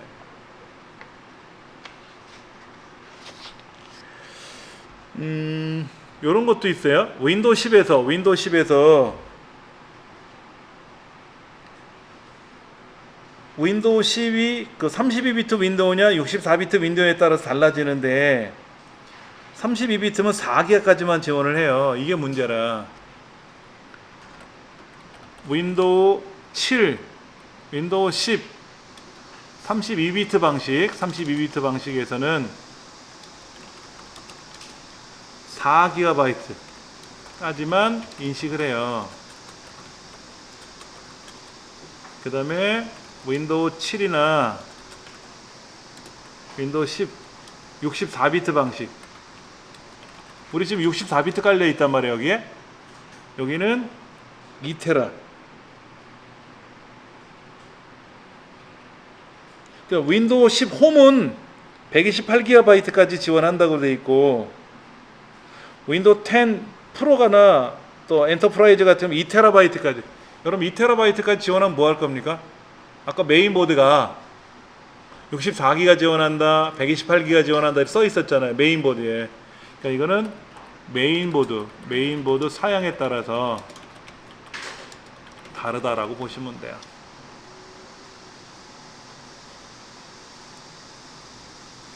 여기 2TB까지 지원한다고 했는데 그래서 2TB를 꽂아봤자 의미가 없죠. 메인보드가 못 받아주잖아. 메인보드가. 그러니까 메인보드 사양에 따라 달라지는 거고요. 32비트 윈도우를 쓰면은 아무리 많이 꽂아도 4GB 지원이 안 돼요. 어느 강의실에 갔더니 센터에 컴퓨터가 되게 좋아요. 되게 좋은데 어머? 메모리가 8GB야. 근데 윈도우가 32비트가 깔려 있는 거야. 그럼 어떻게 돼요? 4기가만 지원되고 4기가는 못 쓰는 거예요. 말도 4기가지 4기가 아니라 3.5기가까지 밖에 지식이 안 돼요. 그 내가 80평짜리 집을 샀는데 40평만 쓰는 거야. 40평은 있어도 못 쓰는 거야. 말도 안 되잖아요. 그렇죠? 그래서 얘기했어요. 컴퓨터를 왜 이렇게 여기서 사용을 하냐고. 64비트 윈도우를 써야 메모리를 다 쓸 거 아니냐. 그래야 모든 그래픽 수업도 할 거 아니냐 그랬더니 그래요? 그러더라고. 담당 직원이. 아무리 몰라도 그렇지 그건 아니지. 그래서 그 얘기를 이제 얘기를 했어요. 그 관리할 줄 아는 사람한테 물어봤더니 몰랐다고. 그래서 윈도우를 다시 재설치하더라고요. 메모리 인식하지 못하는 경우는 어떨까요? 어느 날 갑자기 메모리가 인식이 안 된다? 이런 경우는 없어. 그렇잖아요. 자고 일어났더니 팔다리가 마비됐어? 이런 경우 없잖아. 뭔가 다쳤으니까 그랬겠지. 우리 컴퓨터는 기계적으로 오류가 나는 경우가 많지가 않아요. 대신에 어떤 문제냐면은 이제 그 오랫동안 쓰다가 교체를 하려고 메모리를 뺐다 꽂았는데 메모리도 금속이 거기 금으로 돼 있다 그랬잖아요. 단자가 금도금을 해놨는데 얘가 부식이 돼요. 때가 낀다고. 그때는 지우개로 빡빡 지우면 돼요. 예. 금속 단자 부분을 지우개로 지워서 슬롯에 삽입을 하면 웬만하면 다 인식이 돼요. 물리적으로 결함이 돼 있는 것도 있겠죠. 고장이 난 것도 있겠지. 들고 다니다가 부닥쳤단 말이야. 그럼 고장이 날 수도 있잖아요. 그렇죠. 그건 서비스 센터에 가져가면 돼요. 근데 이제 문제는 이거죠. 메모리를 단품으로 샀단 말이야. 단품. 메모리를 내가 따로 샀단 말이야. 용산에 가서 샀단 말이야. 그럼 제조 일자 있다 그랬죠. 몇 년 몇째쯤 있었잖아. 생산 일자 있었잖아요. 그럼 생산 일자에 맞춰서 서비스 기간이 있단 말이야. 그 기간 안에는 무상 서비스가 되죠. 근데 그게 결함이 있어서 그런 건지 아니면 내가 고장을 내서 그런 건지는 서비스 센터에서 확인 못 하잖아. 그건 어떻게든지 모르겠어요. 근데 이제 노트북을 샀는데, 삼성 컴퓨터를 샀는데, 뭐 메모리가 분명히 8기가인 줄 알고 샀는데, 안에 보니까 4기가로 인식되더라. 그런 건 이제 확인해 봐요. 서비스 센터에 가져가서. 확인해 달라 이거죠. 예전에 그런 적도 있었어요. 디카 메모리 있죠. 디카 메모리를 샀는데 4기가라고 적혀 있는데, 얘를 이제 카메라에다 꽂아갖고 찍고 나서 컴퓨터로 옮겨서 사진을 보는데 2기가로만 나오더라고요. 그래서 메모리 이제 서비스 센터에 가서 디카 메모리 서비스 센터에 가서 물어봤더니 메모리가 4기가면 4기가 하나로 만드는 게 아니라 2기가를 두 개를 붙여서 4기가로 쓴대요. 그렇게 여러 개를 붙여가지고 연결해서 보통 메모리를 쓴대요. 왜냐면 통으로 된 메모리가 너무 비싸니까 여러 개를 붙여가지고 쓰는데 그 과정에서 어디가 고장이 났을 것 같다. 하여튼 결함이니까 새 거로 교체해 드릴게요 그러더라고요. 그런 적도 있고요. 그런 경우도 여러도 있어요 사실은. 뺐다 깼다 디카 메모리 같으면 자주 뺐다 깼다 하잖아요. 그래서 뺐다 꼈다 하다가 떨굴 수도 있잖아요. 충격을 받을 수도 있지 않습니까? 뭐 그런 걸 감안해 본다면 뭐 그렇게.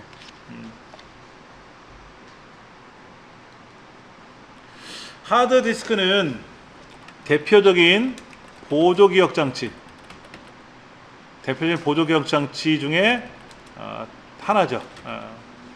대표적인 보조기억 장치다라고 보시면 되죠. 예, 굉장히 대표적인 겁니다.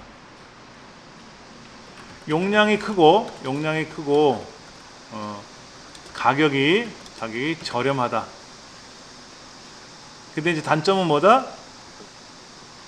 부피가 크고 소음, 진동, 발열 발생한다 이거죠. 하드디스크 내부는 굳이 우리가 뜯어볼 필요는 없어요. 전축판을 아시잖아요. 우리 턴테이블 그렇게 생겼어요.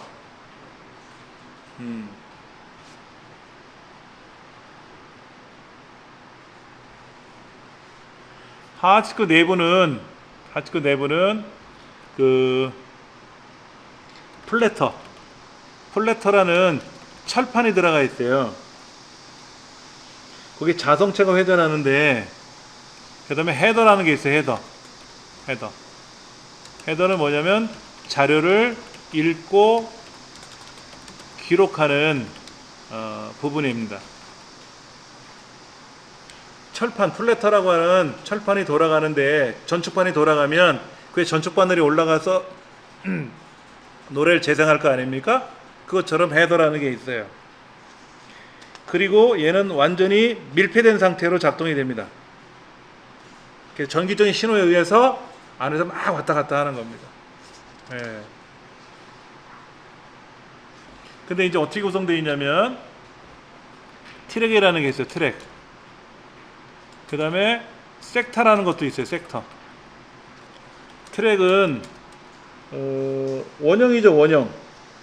동심원 모양의 트랙. 동심원. 그 다음에 섹터는 케이크 모양이라고 했는데, 케이크나 피자를 쪼개 놓은 거 같죠? 그렇죠? 부채꼴처럼 생긴 거. 예. 이렇게 돼 있는 게 섹터예요. 구간을 나누는 거죠. 자, 그림으로 잠깐 그려버린다면은,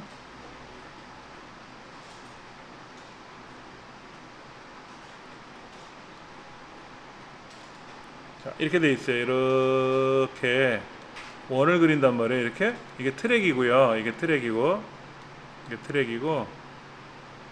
섹터는 얘를 이렇게 쪼개놔요. 이렇게. 그림 진짜 못 그린다. 이렇게 쪼개놓는단 말이에요. 그렇죠?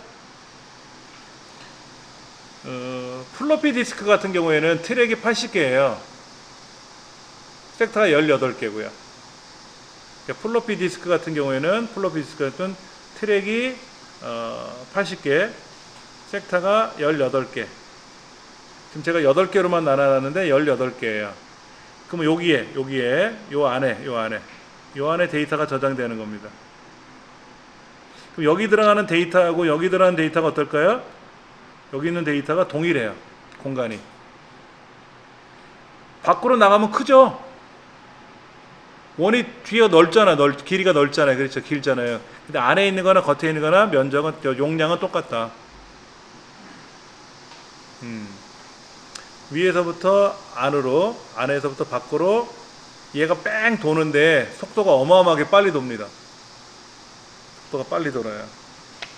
지금 우리 책에 보면 나와 있잖아요. 그 동그란 철판이 플래터고, 거기 길쭉한 거 뭐가 꽂혀 있잖아요. 그게 이제 헤드가 되는 거고. 다음 페이지 보셔도 이렇게 돼 있을 겁니다. 근데 지금까지는 거기가 그냥 밀폐라고만 돼 있는데, 요즘은 거기다가 가스를 넣어놔요. 더 빨리 돌 수 있게끔 뭔가를 보완하기 위해서 가스를 삽입했다 그러더라고요. 모터가 돌죠? 가운데 회전을 해야 되니까.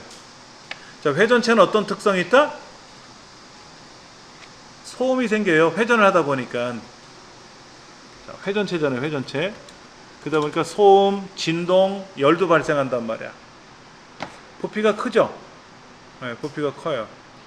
처음에 나왔을 때는 부피가 얼마나 했냐면 5.25인치, 그 다음에 3.5인치, 요즘은 2.5인치,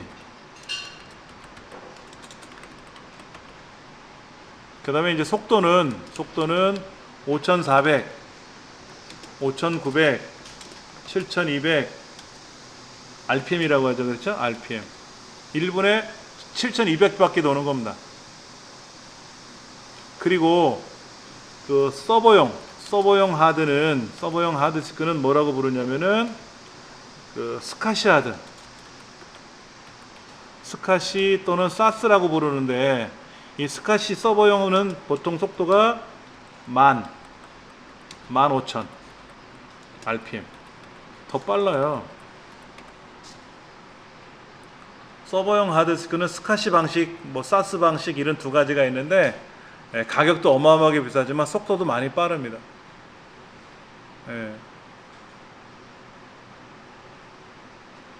제가 이 스카시 하드를 갖고 있거든요. 근데 얘는 빠르긴 빠른데 계속 틀어놓고 써야 돼요. 자주 껐다 켰다 껐다 켜면 안 빠르더라고. 여러분 자동차로 처음에 출발할 때 느리잖아요. 정상 속도가 올라갈 때까지 계속 엑셀을 밟아야 될 거 아닙니까?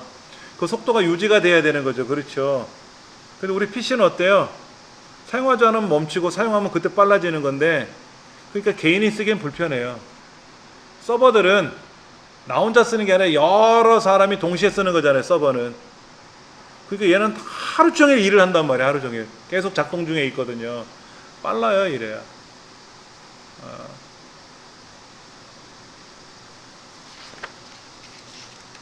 자, 여러분들이 하드를 살 때 첫째 속도, 아까 말씀드렸죠. 속도, 그 다음에 크기, 그 다음에 인터페이스.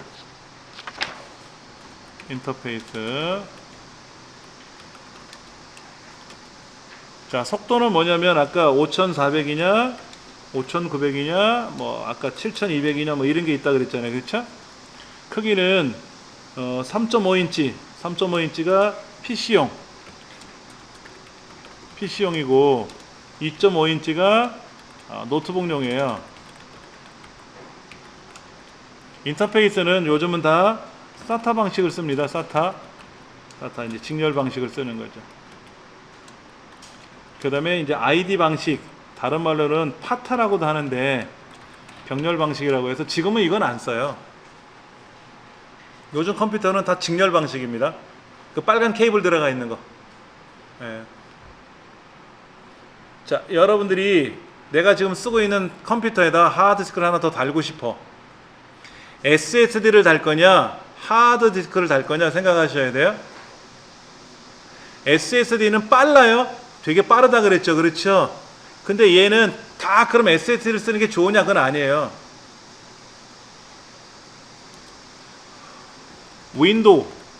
윈도우 프로그램, 즉 작업용이잖아요. 작업용은 당연히 SSD를 쓰시는 게 좋고요. 그 다음에 자료 보관용, 이걸 다루면 이제 백업용이라고도 하잖아요. 백업용. 이런 백업용으로 사시려면 당연히 하드디스크를 사셔야 돼요. 컴퓨터 안에는 SSD가 하나 있어야 되고 HDD 하드디스크가 있어야 돼요. 그러니까 C 드라이브는 SSD, D 드라이브는 HDD 하고 나눠놔야지. 그래서 빨리빨리 작업하는 거는 SSD로 해야 되고, 그렇게 작업이 완료됐을 거 아닙니까? 여러분 영화 같은 걸 다운로드해서 보실 거 아닙니까? 그럼 그걸 어디다 보관해둬요? 바탕화면에? 안 되지. 바탕화면은 C 드라이브잖아. 하드디스크에다 담아놔야지. 영화는 재생하는데 안 빨라도 돼요. 영화는 다운로드 받는 게 빠른 거지. 빨라야 돼. 빨리 다운로드 받아야 되는 게 중요한 거지. 영화를 재생해서 볼 때는 USB 메모리에 담아서 보셔도 되고 하드디스크에 담아서 보셔도 돼요. 자, 제가 포토샵으로 작업을 한단 말이에요. 그 작업할 때 그 데이터는 어디 있어야 된다? C 드라이브에 있어야 돼. USB 메모리에 넣어놓고 작업하는 게 아니라 SSD에다가 놓고 작업을 하는 거죠. 자, 포토샵을 한다거나 또는 영상 작업을 한다. 그러면 데이터는 SSD에 보관을 해서 작업을 해야 되고, 작업이 완료되면 하드 디스크에 보관하는 거예요.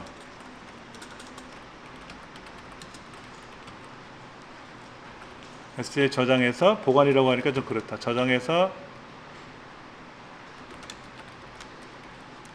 그러니까 데이터는 SSD에 저장을 해서 빨리 작업해야 할 때니까 빨리빨리 움직여야 될 거 아닙니까? SSD에다가 작업을 하는 거죠. C 드라이브에다가. 그렇게 작업이 다 되고 나면 보관해둬야 될 거 아닙니까? 계속 C 드라이브에다 두면 공간이 부족하잖아요. 그렇죠?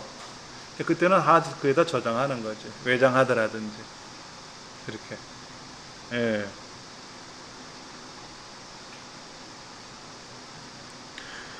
노트북용 사용하는 하드는 노트북용하고 데스크탑용 하드하고요. 아까 PC용이라고 제가 써놨는데, PC용은 이제 데스크탑이라고 하죠. 딱 크기가 4분의 1만 해요. 노트북용 2개를 붙이면 4개를 붙이면 4개, 옆으로 2개, 위로 2개를 놓으면 3.5인치 데스크탑용하고 똑같은 크기가 돼요. 자, 여러분들이 한번 보세요. 이제 하드 디스크를 사겠다라고 하면 여기 PC용이냐 노트북용이냐 따져야 되죠. 그렇죠? 나스용도 있고 CCTV용도 있고 기업용도 있고 뭐 많아요. 그렇죠? 헬륨 충전되어 있는 거, 헬륨 충전되어 있으면 더 빨라요. 예. 자, 노트북은요, 노트북 크기는 여기 PC용이라고 되어 있네요. 그렇죠? PC용, 다 PC. 여기 나스용이라고 되어 있죠? 그 다음에 PC, 다 PC네. 노트북용이 있다. 이게 노트북용 조그매요. 명화 케이스만 해. 예. 1테라가 51,000원이죠. 그렇죠? 데스크탑은 좀 싸요. PC용은 싸다고. 1테라짜리 사지 마세요. 이제는 1테라짜리 구하기도 어려워.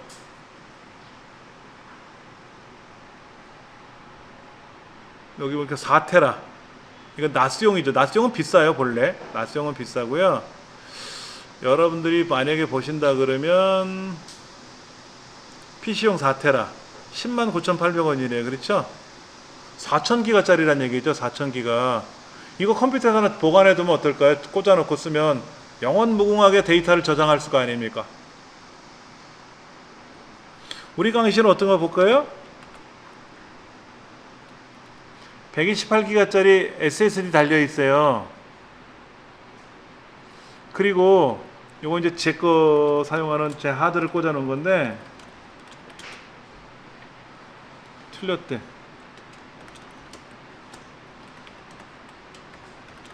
패스워드 못 맞추면 저도 못 써요. 이거는요. 본래 요 하드가 250기가짜리 하드인데 제 하드의 일부를 떼어가지고 강사자료실로 쓴 거예요. 본래는 얘를 쪼개서 반 나눠가지고 프로그램 돌리고 선생님들 자료를 썼는데, 하드 자체가 공간이 적어요. SSD가. 선생님들 자리를 많이 차지하니까. 그래서 제 하드를 달아서 제가 쓰는 부분하고 선생님 쓰시는 부분을 나눠가지고 제 거를 지금 여기다 드린 거예요. 여기다 저장하면 더디지. 이건 하드고 이거는 SSD고. 그러면 여러분들이 쓰실 때 보통 C 드라이브가 500기가짜리 SSD를 하나 달아놓고, 그 다음에 데이터 D 드라이브를 4테라짜리 하나 달아놓으면 무궁무진한 거 아닙니까? 그렇죠. 그런데 128기가짜리 메모리 SSD 달려있는 거를 사가지고 거기에다가 영화도 담아놓고 뭐도 담아놓고 사진도 죄다 담아놓으면 가서 봤더니 여기가 빨간 줄이 나타나. 10%도 안 남았다는 얘기야. 10% 미만으로 떨어지면 빨갛게 나타나요. 그래서 데이터를 왜 사진 찍어놓은 거 디카에서 찍은 걸 다 여기다 보관해놨냐? 그럼 어디다 보관합니까? 외장하드 사서 다 거기다 저장해놔야죠 했더니 외장하드에다 담아놓으면 데이터 지워지지 않아요? 또 그러더라고. 어디서 잘못 들으셨나봐. 그런 건 외장하드에 담아놓는 거지. 두고두고 쓸 거는. 당장에 쓰는 거는 바탕화면에 놓고 C드라이브에 놓고 쓰는 거고. 예. 나스는요. 나스. CCTV는 CCTV에 들어가는 저장 공간이니까 CCTV용을 따로 사셔야 돼. CCTV용으로 나와 있는 하드가 따로 있어요. 그러면 여러분들 CCTV가 카메라로 영상을 촬영을 하려면 저장을 해야 될 거 아닙니까? 그 한 대가 아니라 여러 대가 막 동시에 촬영해서 집어넣을 거 아니에요. 그런 용도로 쓰는 하드예요.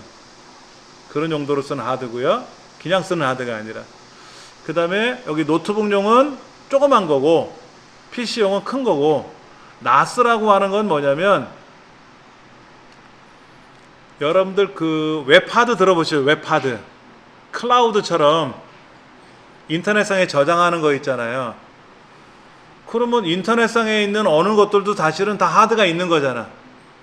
이거를 외장 하드보다 더 활용도가 높게끔 쓰는 거예요. 나스를 하나 집에다 설치를 해. 그럼 집에 있는 컴퓨터도 여기 있는 데이터를 꺼내 쓸 수 있는 거고요. 제가 밖에 나와 있잖아요. 미국에 나와 있어. 그럼 미국에서 인터넷 접속해서 제 나스에 접속할 수가 있어요. 스마트폰 갖고도 접속할 수 있어요. 개인적인 웹하드를 만드는 거야. 개인적인 웹하드.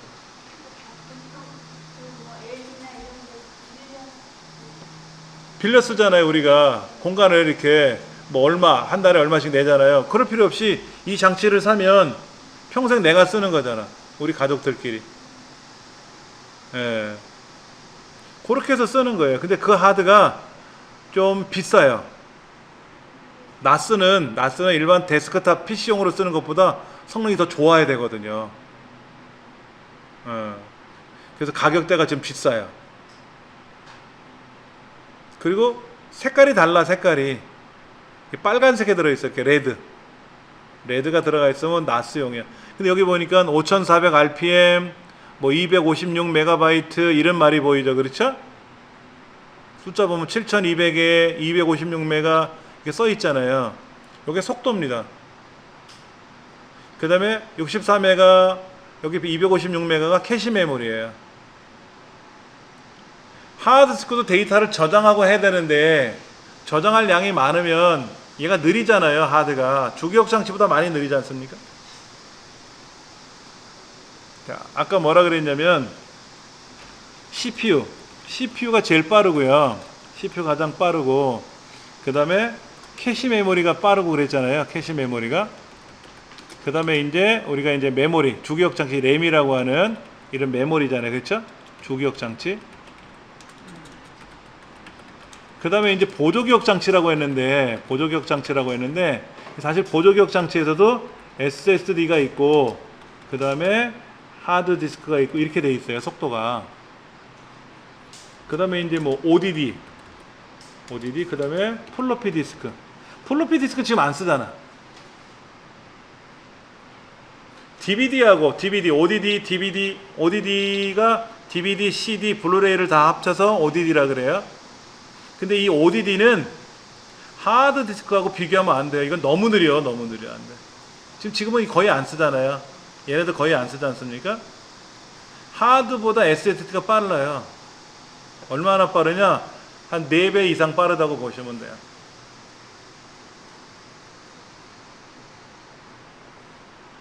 그러니까는 하드에다 저장하는 것보다는 SSD를 사용하면 더 빠르니까 좋다는 얘기인데, 마찬가지예요. 속도가 있단 말이야. 속도. 그러면 주기억 장치에 사용하던 거를 제가 파일에 가서 저장을 걸면 보조기억 장치에 저장되는 거 아닙니까? 그럼 보조기억 장치가 주기억 장치에 비해서 얼마나 빠를까요? 아예 형편없이 느리지. 그럼 이 하드에다가 저장해라 그럼 일로 쭉 저장될 거 아닙니까? 이때 직접 저장하면 느려서 안 되고, 여기 256메가라고 하는 아까 여기 보니까 뭐 64메가라고 하는 캐시가 있단 말이에요. 캐시가 요거 버퍼라고 불리죠. 버퍼. 이 버퍼에 일단 저장을 해요. 주기억 장치처럼 빠른 애야. 캐시처럼 쓰는 거죠. 예. 아, 그거 하나 빼먹었네 여기다. 여기 저걸 빼먹었다. 버퍼 메모리. 버퍼 메모리가 64, 그 다음에 128, 256. 그 전엔 32도 있어요. 32도 있고 16짜리도 있고 여러 가지가 있는데 요즘은 그런 거 안 쓰죠. 버퍼 메모리는 뭐라고요? 주기억 장치와 하드의 속도 차이를 완충 역할을 해주는. 아까 캐시가 CPU하고 메모리에 완충 역할을 해주는 거랬죠. 속도 차이를. 여기도 버퍼가 있어요. 버퍼. 그 캐시 메모리도 일명 다 버퍼라고 합니다. 버퍼. 속도가 빠른 애, 속도가 느린 애 사이에는 다 버퍼가 있어야 돼요. 버퍼가 있어야 돼요.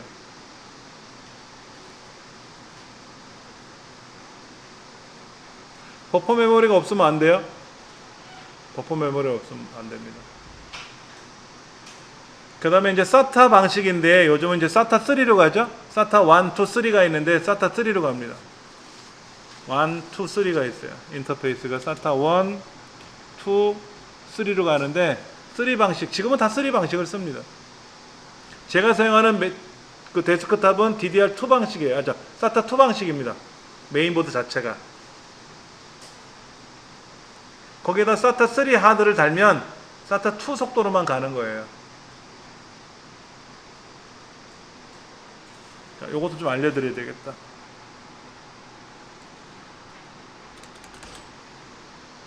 옛날 병렬이 이제 그 ID 방식이라고 했던 거죠. 이거를 우리는 파타라고 한다 그랬잖아요. 파타. 얘 속도가 얼마냐면 1333 정도 나온다고 보고요. 그 다음에 이제 SATA 방식이 1500. 그 다음에 이제 SATA 2가 3000. SATA 3가 6000. 6000이니까 이제 6GB죠. 6기가 BPS라고 하죠.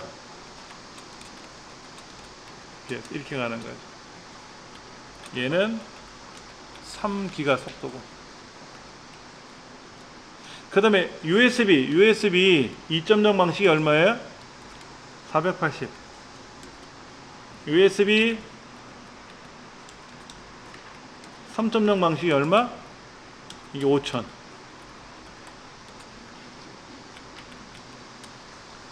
USB 3.1 방식이 얼마? 10,000. 그 다음에 썬더볼트. 지금 썬더볼트가 썬더볼트 4인가? 나왔을 거예요. 썬더볼트 4가 40,000.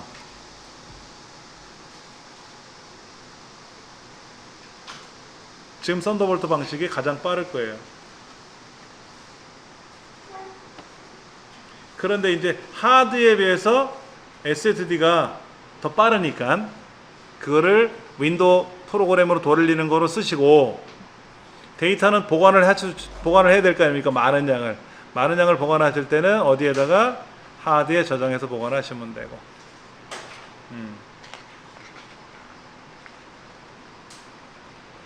우리 201페이지 보시면 거기에 중간 밑에 세 번째 문단에 보면 거기에 뭐 5400rpm이거나 7200rpm이고 일부 10,000rpm 제품이 출시되어 있습니다 라고 되어 있는데, 개인용이 쓰는 거는 10,000은 없고요. 다 7200이 제일 빨라요. 여러분 노트북에다 10,000짜리 꽂으면 어떻게 되는지 아세요? 노트북 들썩들썩거려요. 여러분 빨리 돌아온 회전체를 여러분 잡으실 수 있어요? 막 손이 가만 못 있어요. 서버들은 15,000rpm을 쓴단 말이에요. 10,000rpm이나. 그러니까 이런 거를 어떻게 돼? 캐비넷 같은 데 다 꽂아갖고 잠그잖아요. 흔들리지 말라고. 얘가 드르륵 떨어봐. 어떻게 되나? 고장이 빨리 나지.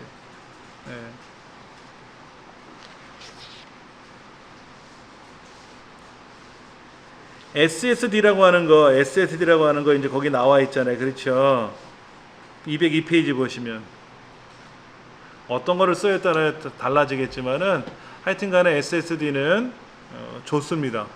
가격도 굉장히 많이 내려갔어요. 굉장히 많이 내려갔어요. 자, 요걸 한번 볼게요. 여기는 다 SATA 3라고 되어 있어요. SATA 3. SATA 3라고 되어 있어요. SATA 2가 있었는데 SATA 2보다는 SATA 3를 쓰는 게 좋고요. 당연히 요즘 메인보드는 다 SATA 3를 지원합니다. 아까 여기 볼까요? 메인보드를 가서 찍어보면은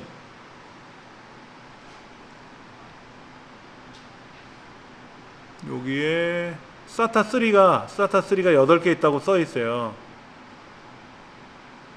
SATA 3거든 지금은 다. 시리얼 ATA라 그래요. 시리얼 ATA. 직렬 연결 방식을 쓴다라는 얘기죠. 여러분 직렬하고 병렬하고 차이가 뭐예요? 직렬과 병렬의 차이가 뭡니까? 직렬은 순서대로 가는 게 직렬이고 병렬은 한꺼번에 가는 게 병렬이죠.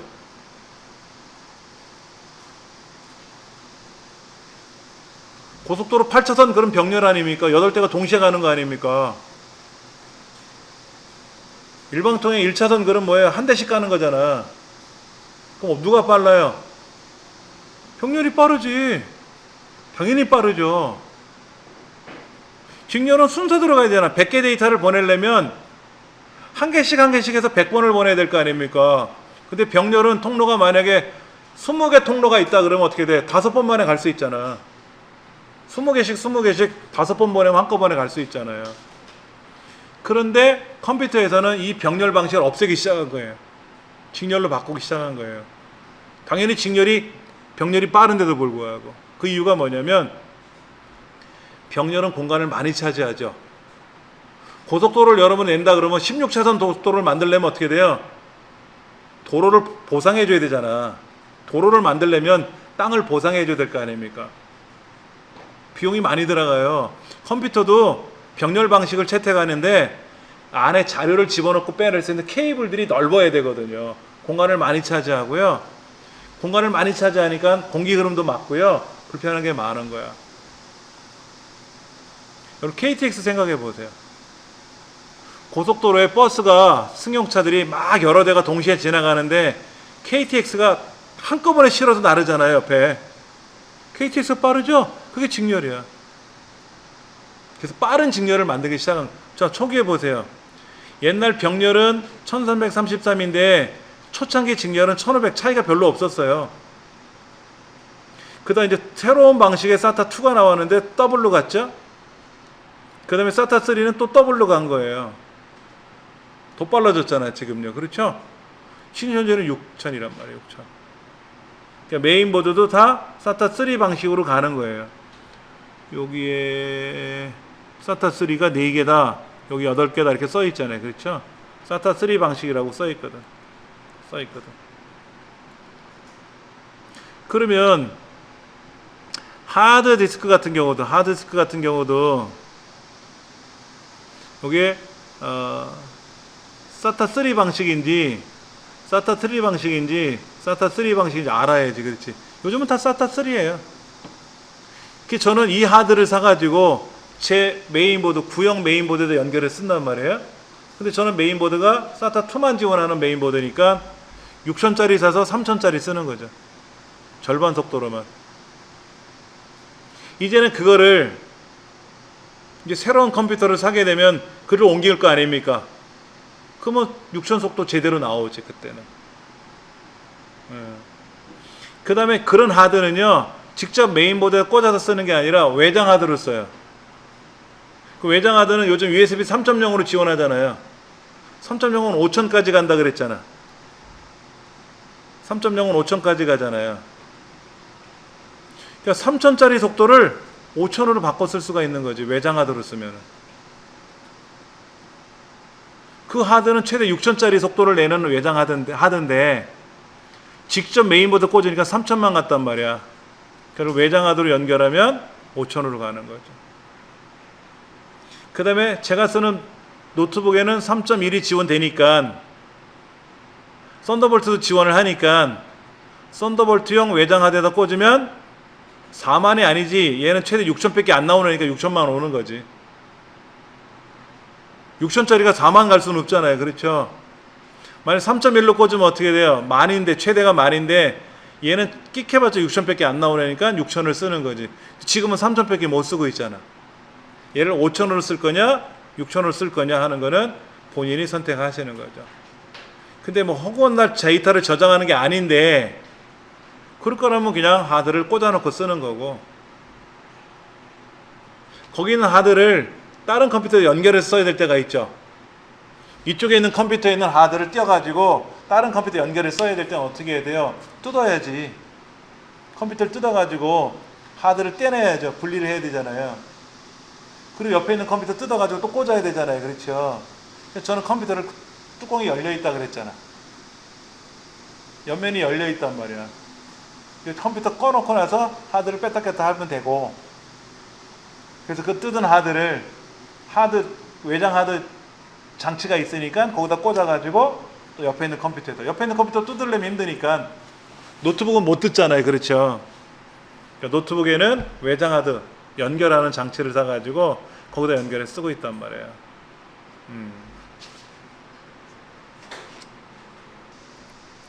SSD를 어떤 거를 사야 될 거냐 이제 고민을 한단 말이에요. 근데 SSD는 SATA 방식, 하드디스크처럼 연결해서 쓰는 SATA 방식이 있고, 그 다음에 그 M2 방식이라고 해서 메인보드에 꽂아 쓰는 게 있어요. 메인보드 자체에 꽂아 쓰는 거, 이런 게 있고, 또 PCI 익스프레스라는 방식을 이용해서 쓰는 좀 구형이 있어요. 근데 요즘은 대부분은 SSD 방식, SATA 방식이냐 M2 방식이냐 두 가지를 나눠진다고 생각하시면 돼요. 예.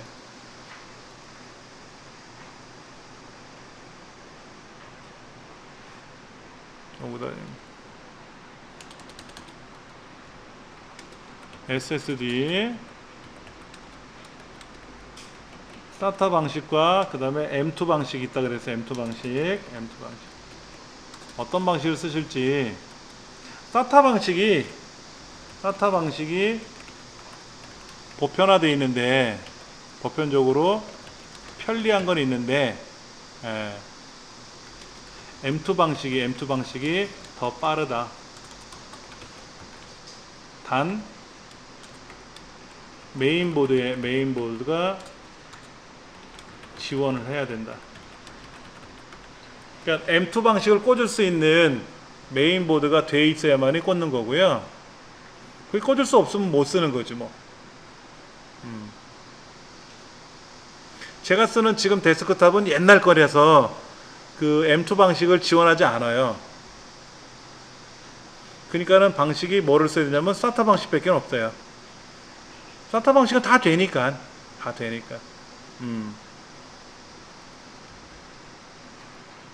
자, 요거 내장형이라고 돼 있죠. 내장형인데 다 내장형이지 뭐 외장형 쓰겠습니까?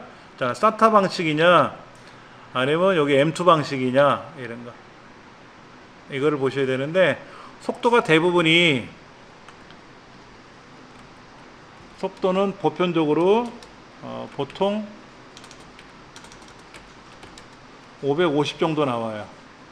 이제 읽기가 이제 550이고 쓰기는 한 500 정도 나오고. 근데 이제 그 SATA 방식의 속도가 그런 거고, 그 M2 속도는 좀 달라요. M2는 읽기가 최대 3500까지 나오더라고요. 쓰기는 뭐 한 3200. 이거 쓰면 더 좋죠? 590보다는 3500이 좋잖아요. M2 방식을 쓰면 더 좋지. 그것도 우리나라 삼성에서 나온 게 가장 좋아. SSD는. 예. 여기 보세요. 여기 써 있잖아. 최대가 1900, 최대 950. 큰 숫자가 읽기 방식, 작은 숫자가 쓰기 방식. 얘는 읽기가 550, 쓰기가 520. 얘는 1900, 얘는 550. 다르죠? 요거 560에 510. 요거는 3500에 2300. 아까 3200에 2300 정도 나오는 거예요. 2300 정도. 2300이 얼마나 빠릅니까? 즉 내가 윈도우를 설치한다 그러면 쓰기죠. 윈도우를 설치하는 거니까 기록하는 건 2300으로 가고, 그렇게 설치된 윈도우를 내가 키면 읽어드려야 될 거 아닙니까? 그게 3500이라고. 하드가 150 정도를 잡으면, 하드를 150 정도로 잡으면 SATA 방식의 M2가 한 4배 정도 빠른 건데, 3, 4배 이상 빠른 건데, M2를 이용하면 어마어마하게 빠른 거죠. 150에서 3500이면 몇 배야? 20배 이상 빠른 거잖아요. 그렇죠? 그러니까 전원을 키면 픽 하고 윈도우가 켜지는 거야. 어마어마하게 빠른 거지. 이런 걸 써야 돼 이제는. 자, 요런 거.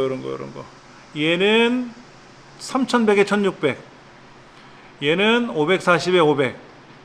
얘는 560에 530. 어떤 거는 500에 500. 어떤 거는 520에 450. 요거는 550에 520. M2인데 얘는 느리죠? 550에 520. 자, 1테라가 178,000원. 요거는 512. 3000에 1800. 3000에 1800. 벌크래죠, 벌크. 벌크가 뭐라고요? 낮게 포장되는 게 아니라 그냥 쭉 꽂혀 있다고. 하나 빼서 주는 거지. 싸게 산다고. 다른 것들은 대부분이 딱 얘를 누르면, 얘를 판매하려고 이제 이걸 산다 그러면 케이스에 들어있단 말이에요. 케이스에. 케이스가 없어? 케이스 그림이 없는데? 박스에 들어있어요. 손수건 포장되어 있는 거 보셨죠? 손수건 박스? 그보다 좀 더 두꺼워요. 무게는 40g? 47.5g. 얼마나 가볍습니까?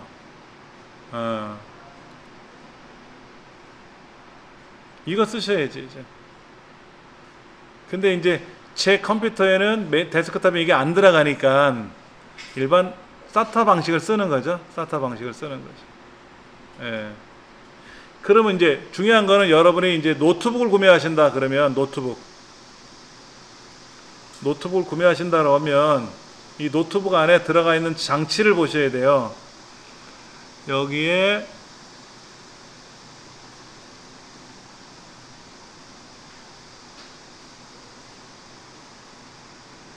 뭐 열어볼까? LG 거 한번 볼까요? 여기 뭐라고 되어 있냐면은 M2 방식이라고 해서 M2로 달려있어요. 이거 꽂는 거죠. 256기가 짜리야.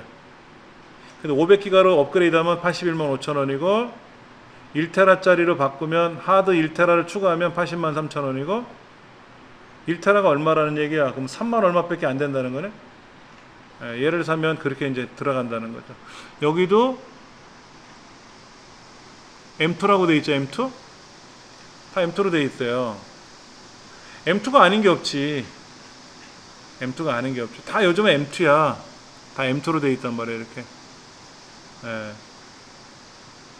근데 재미난 게 있어요. 메모리가 얘는 보조기억 장치죠. 주기억 장치가 아니라 보조기억 장치잖아요. 근데 여러분들 사용하시다 보면 주기억 장치도 업그레이드 해야죠. 보조기억 장치도 늘려야 되잖아요. 어떻게 늘릴 거냐 하는 거예요. 자, 여기 보면 뭐라고 되어 있냐면 SSD를 하나 더 달 수가 있대요. 공간이 하나 더 있는 거야. 옛날 하드디스크 같은 경우는 2개를 못 달아요. 공간이 없으니까. 근데 SSD는 되게 작아요. 껌 있죠, 껌. 롯데 껌 이런 거 있잖아요. 껌보다 조금 두꺼워. 길이는 고만하고. 그 공간을 별로 차지하지 않잖아요. 안에 딱 꽂아 놓으면 돼, 납작하게. 그 하나 더 만드는 거 공간 어렵지 않죠. 근데 메모리도 꽂을 수 있는 공간이 더 있는 거고. SSD 여기 하나 더 달 수가 있단 말이에요, 공간이. 그럼 여기다가 SSD를 달아가지고 꽂으면 되지. 요즘은 이렇게 나와요, 이렇게. 예. 음? 옛날 노트북이요? 옛날 노트북에 SSD를 이 M2 방식을 꽂을 수 있는 단자가 있어야 된다 그랬죠? 만약에 SSD를 달 수 있는 단자가 있으면 당연히 그 노트북은 SSD M2 방식으로 생산이 됐겠지.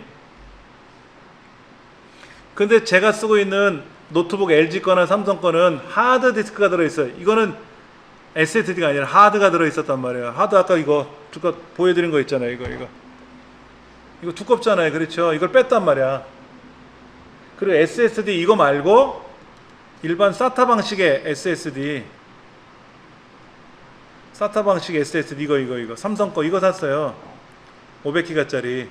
이걸 사가지고 하드 띈 자리에 그대로 들어가거든. 똑같거든. 크기는 더 작으면 작았지 더 가볍고.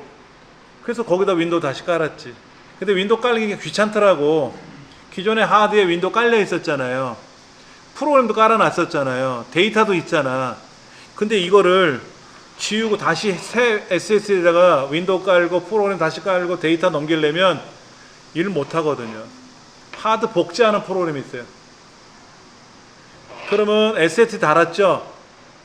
아니 하드를 SSD 다는 게 아니라 기존에 하드가 달려있는 노트북에 SSD를 여기다 꽂으면 SSD 외장이 되는 거죠.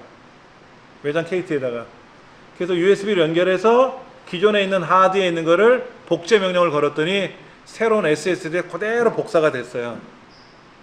하드 복제기를 하는 거죠. 또 집에 있는 컴퓨터 아까 도크 하는 거 있죠. 꽂는 거 있잖아요. 도킹 스테이션. 얘는 복제 기능도 있거든요.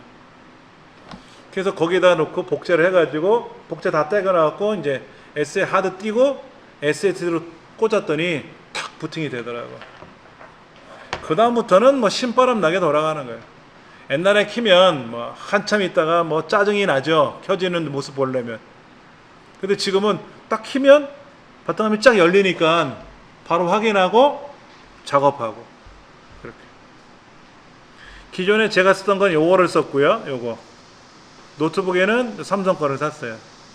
삼성 게 좋긴 좋은데 이것도 아셔야 돼요. TLC 방식이냐, TLC 여기 TLC 방식이냐, 아니면 TLC가 대부분이에요. TLC 방식이 대부분이고 요즘 QLC도 있던데 MLC도 있네. MLC, SLC, MLC, TLC, QLC 이렇게 되어 있는데 SLC는 싱글, 이거는 멀티, 얘는 트리플, 얘는 쿼드.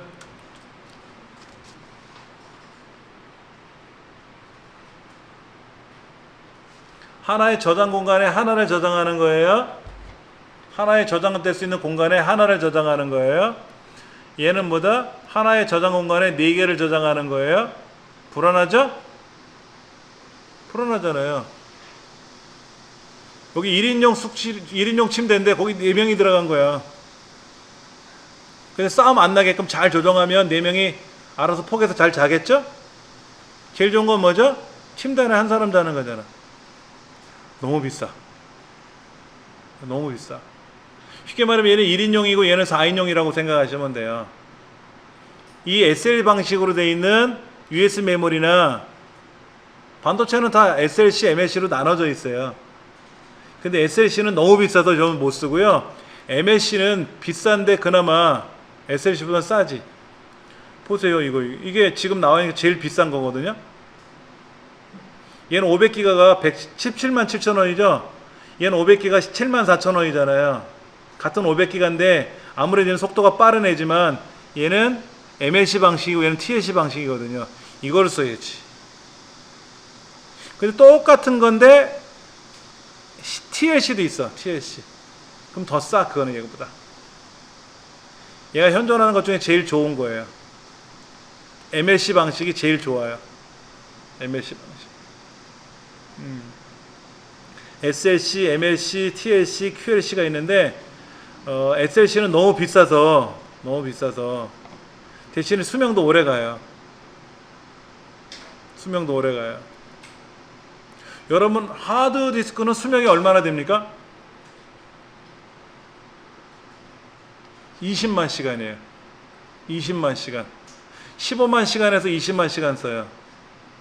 하드디스크가 돌아가는데 수명이 있단 말이에요.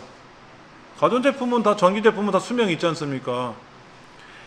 그러면 SSD는 수명이 어떻게 될까요? 짧아요. 짧다고. 근데 여기 뭐라고 써있냐면요, 150만 시간이라고 나와 있는 게 있어요. 사용 보정 시간. SSD를 고장 없이 사용할 수 있는 시간을 표시한 겁니다. 150만 시간 MTBF라고 써있죠. Mean Term Between Failure라는 거의 줄임말인데, 사용하다가 중간에 고장이 날 수 있잖아요. 그 고장이 한번 나고 다음에 또 고장이 나는 그 간격이 150만 시간이 걸린다. 그러니까 150만 시간 써서는 고장이 안 난다. 그 지나야 고장이 난다. 이런 얘기죠. 이게 소명 시간이야? 평균 고장 시간이니까 이게 수명 시간이라고 보시면 되죠. 150만 시간이면 얼마큼 오래 쓰라는 얘기야? 20만 시간보다 길죠?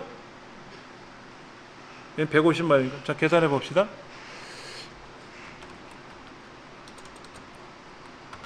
자, 계산기 돌려볼게요. 자, 20만 시간을 365로 나눠요.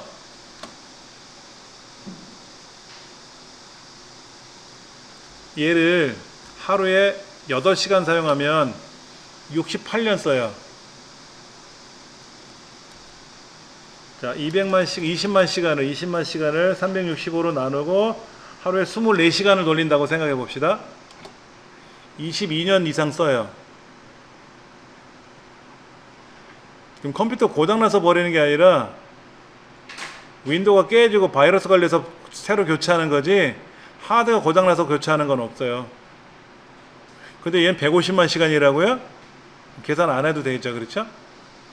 근데 얘는 반도체로 만들어있기 때문에 열이 나거나 뭐 이런 거, 열은 나긴 나요. 뭐 회전이 되는 게 아니다 보니까 소음 진동도 없죠, 그렇죠? 안정적으로 부피도 작으니까 좋은데, 반도체다 보니까 안에서 전기적으로 잘못 신호가 들어가면 엉켜버릴 때가 있어요. 하드디스크는 그런 경우가 없어요. 하드디스크는 그런 경우가 없는데 얘는 그런 일이 생기더라고요. 그러니까 어떻게 주의를 해야 되냐면, 얘 사용하실 때 하여튼 잘 쓰셔야 돼. 충격받거나 이러지만 않으면 뭐 영원 불면 쓰실 수가 있지. 그러니까 노트북을 구매하실 때도 마찬가지로 이런 게 지원이 되느냐 안 되는 걸 보셔야 되는데, 얘는 8세대 쿼드죠. 얘가 15인치 시리즈인데 i5죠. i5 i7이 돼야 코어가 6개인데 얘는 i5란 말이야. 쿼드 코어라고 되어 있잖아요. 약혀. i7은 써야 돼. i7. 그러니까 이 LG나 삼성 게 비싸긴 우라지게 비싸죠. 예쁘고 좋은데 성능은 떨어져. 그 가격만큼 올라가지를 못하더라고.